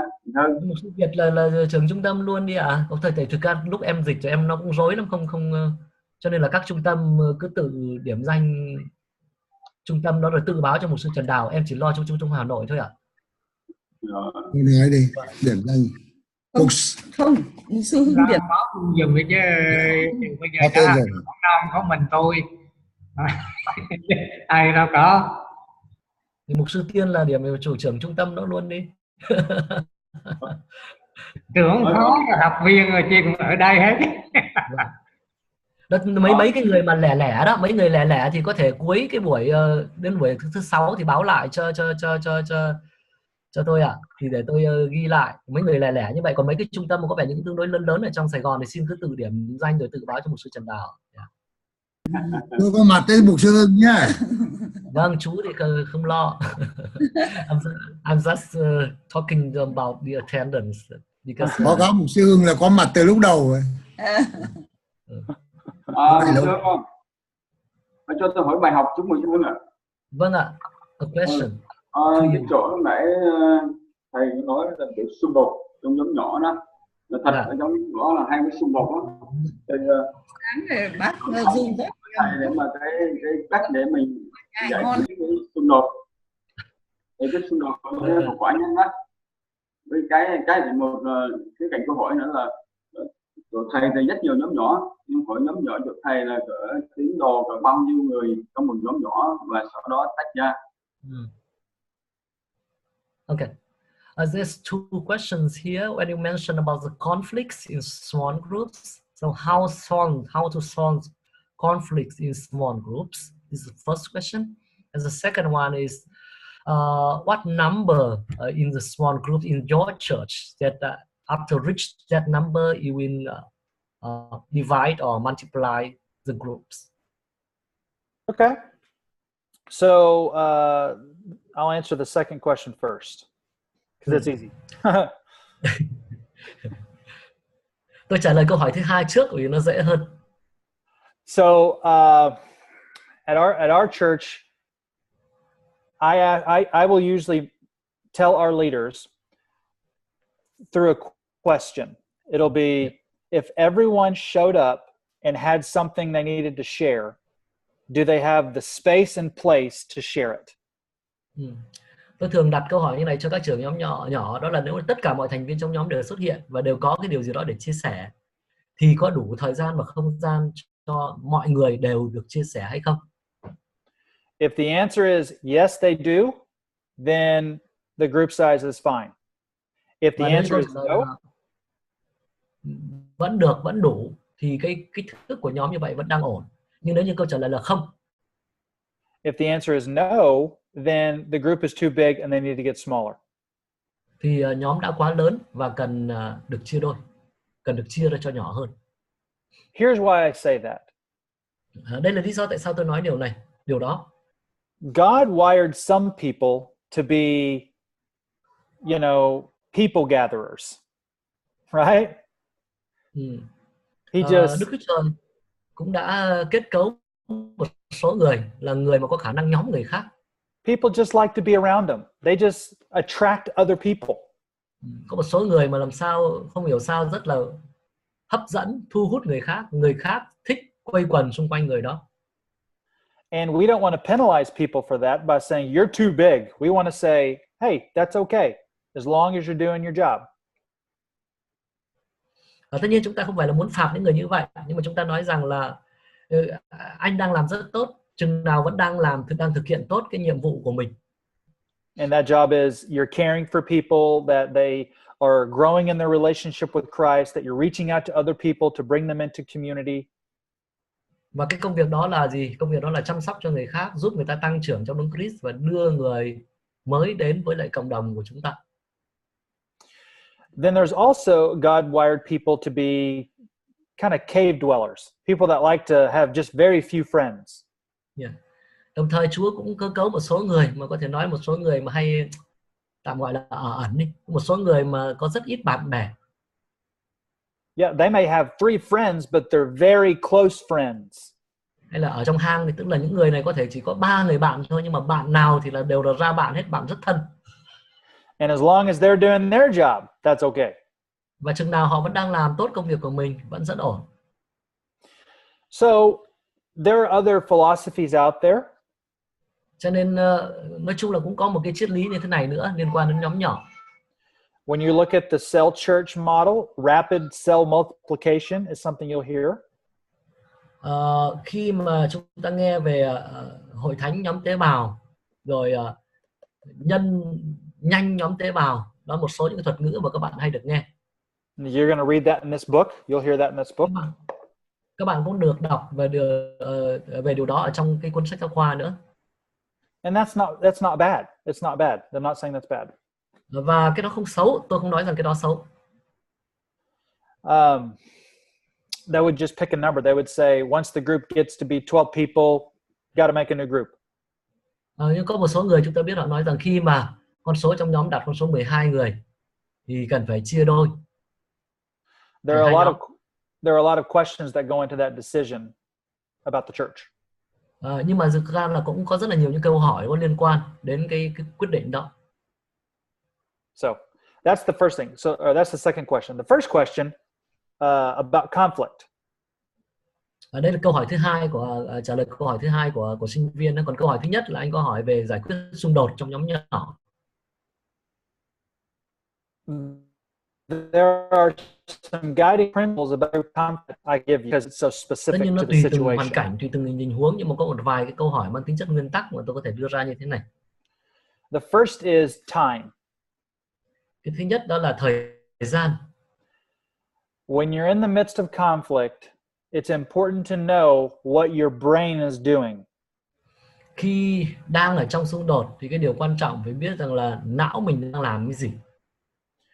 There is a part of the brain that controls all of the hormones and adrenaline whenever you get in stressed situations. Có một cái phần ở trong não mà nó điều khiển tất cả những cái hormone ở trong chúng ta, là những hormone xuất hiện khi mà chúng ta đang khi chúng ta rơi vào tình huống căng thẳng. Science has taught us when you're in stressful situations like conflict, your front of your brain where rational decision making takes place, it doesn't work very well. Và khoa học cũng cho chúng ta biết rằng khi mà bạn ở trong cái tình huống căng thẳng đó, thì cái phần não trước của các bạn, tức là những cái phần não mà thường là làm những quyết định mang tính chất lý trí, nó lại hoạt động không được tốt. And the reason is because all of your energy, your body takes all of your energies and focus to taking care of the body, of stress. Yeah. It's got to Và lý protect do là itself. bởi vì là cơ thể các bạn nó đang tập trung toàn bộ năng lượng để giải quyết cái nhu cầu của cơ thể lúc bây giờ là ở trong tình huống căng thẳng. That's why when we get in fights with our spouse or our children or something, we'll sometimes say things we don't mean.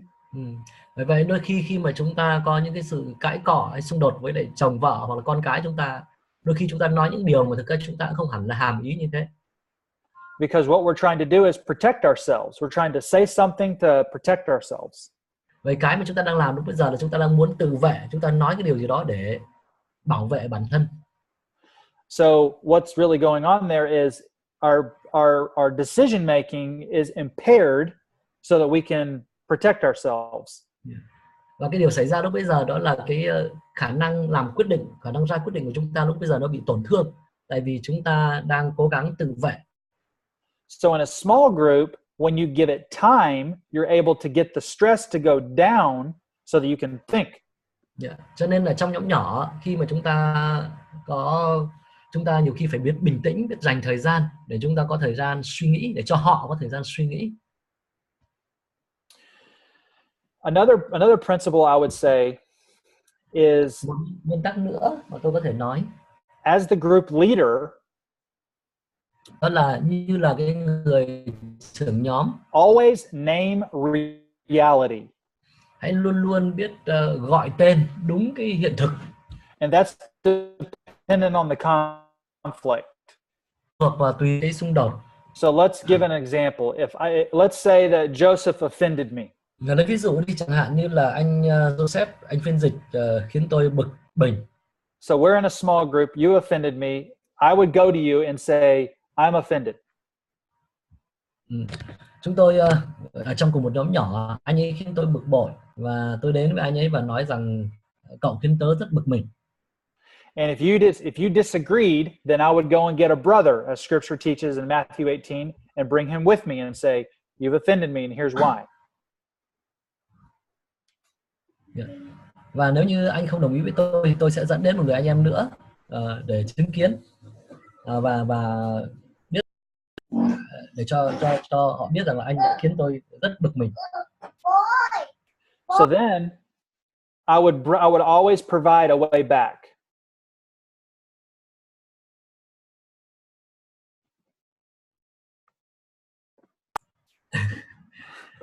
And sorry, the last sentence. Yeah. So it's name reality, but always provide a way back. Cho nên là các bạn biết gọi tên đúng hiện thực ha, nhưng mà luôn luôn chỉ ra lối thoát. So if I came to you and said you offended me, then the way back would be like, but in Christ I forgive you. Cho nên tôi sẽ nói đúng hiện thực là anh đã khiến tôi rất bực mình, nhưng mà cái lối thoát đây là nhưng mà trong đấng Christ chúng ta có thể tha thứ cho nhau. Now that's a simple example because groups are messy. Đây là một ví dụ rất là đơn giản thôi, nhưng bởi vì là tôi biết là nhóm nhỏ nó đôi khi nó cũng rất là nhiều chuyện, rất nhiều lộn xộn, không phải không? And we could spend the rest of your day talking about examples. Và chúng ta có thể dành hết cả ngày hôm nay để nó lấy hết ví dụ này đến ví dụ khác. Yeah. But those are two principles. Those are two principles that I use. Mà tôi hay sử dụng.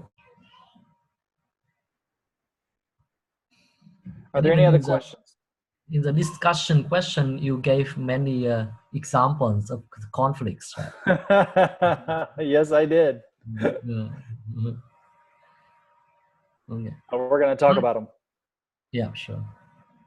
Có ai có câu hỏi gì nữa không?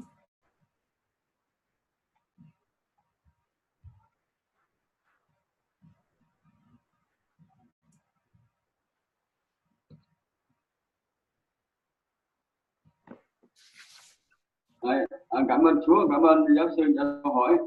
Nhưng bây giờ tôi lại có một câu hỏi, đó là cũng là không những trong nhóm nhỏ xung đột, một sư dạy quyết rất tốt, nhưng mà cái điều có những trưởng nhóm với nhau lại xung đột với nhau nữa. Ví dụ như thế là trong hội thánh có nhiều nhóm, rồi có những công chia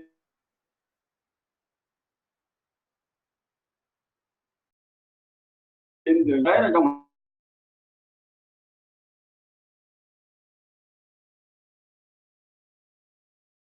hội thánh tôi có.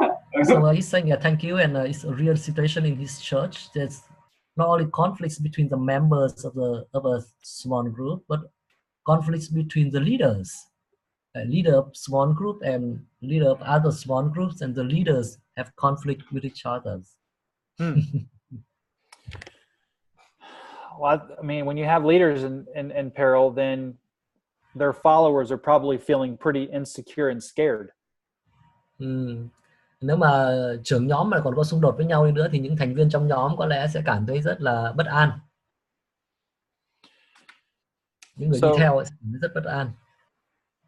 Yeah, so I mean the group's pastor or the pastor of the church, I mean, they need to be the one who mediates that, but Matthew 18 should be followed. Cho nên là chắc chắn là trong trường hợp đó thì những cái người mà mục sư phụ trách nhóm nhỏ hoặc là mục sư cần phải là người hòa giải. Matthew 18 cũng vẫn là cái sự chỉ hướng, vẫn sự là định hướng. I mean, it just depends on what the specifics are to the situation, but when you have two leaders going at it, that's usually a bad thing. That's not good for the group members. Vâng, nói chung tất nhiên là vì tùy cái tình hình thực tế rồi, nhưng mà khi mà hai ông trưởng nhóm mà xung đột với nhau, tất nhiên đó là điều không tốt một chút nào cho các thành viên của cả hai nhóm. So did he have a specific question about the scenario, or just what does he do? He just share about he just wanted to share. Yeah, real situation happen like that. Well, hopefully some of the case studies will help him kind of spur some ideas. Hy vọng rằng là một số những cái câu hỏi, tình huống thảo luận đó, nó cũng sẽ giúp phát sinh một số ý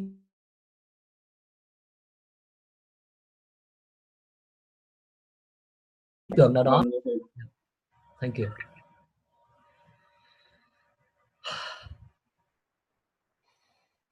Okay, well, if there are no other questions, then I think we're going to call it a night, or call it a day. And I apologize for the confusion on the time. I'll be tuning in right at 7 o'clock tomorrow. Sure. Yeah. Vâng, nếu không có câu hỏi nào nữa thì chúng ta sẽ kết thúc buổi học ngày hôm nay ở tại đây. Một lần nữa tôi xin lỗi vì cái lẫn lộn thì giờ buổi sáng ngày hôm nay. Ngày mai thì tôi sẽ có mặt đúng giờ. Ngày mai chúng ta vẫn bắt đầu vào 8 giờ sáng giờ Việt Nam nha. Yeah. Yep. Okay, good. Okay. Thank you. Yeah. Các anh chị em có câu hỏi gì không? Vâng, thì chúng ta tạm biệt ở tại đây ạ. Xin Chúa ban phước cho anh chị em.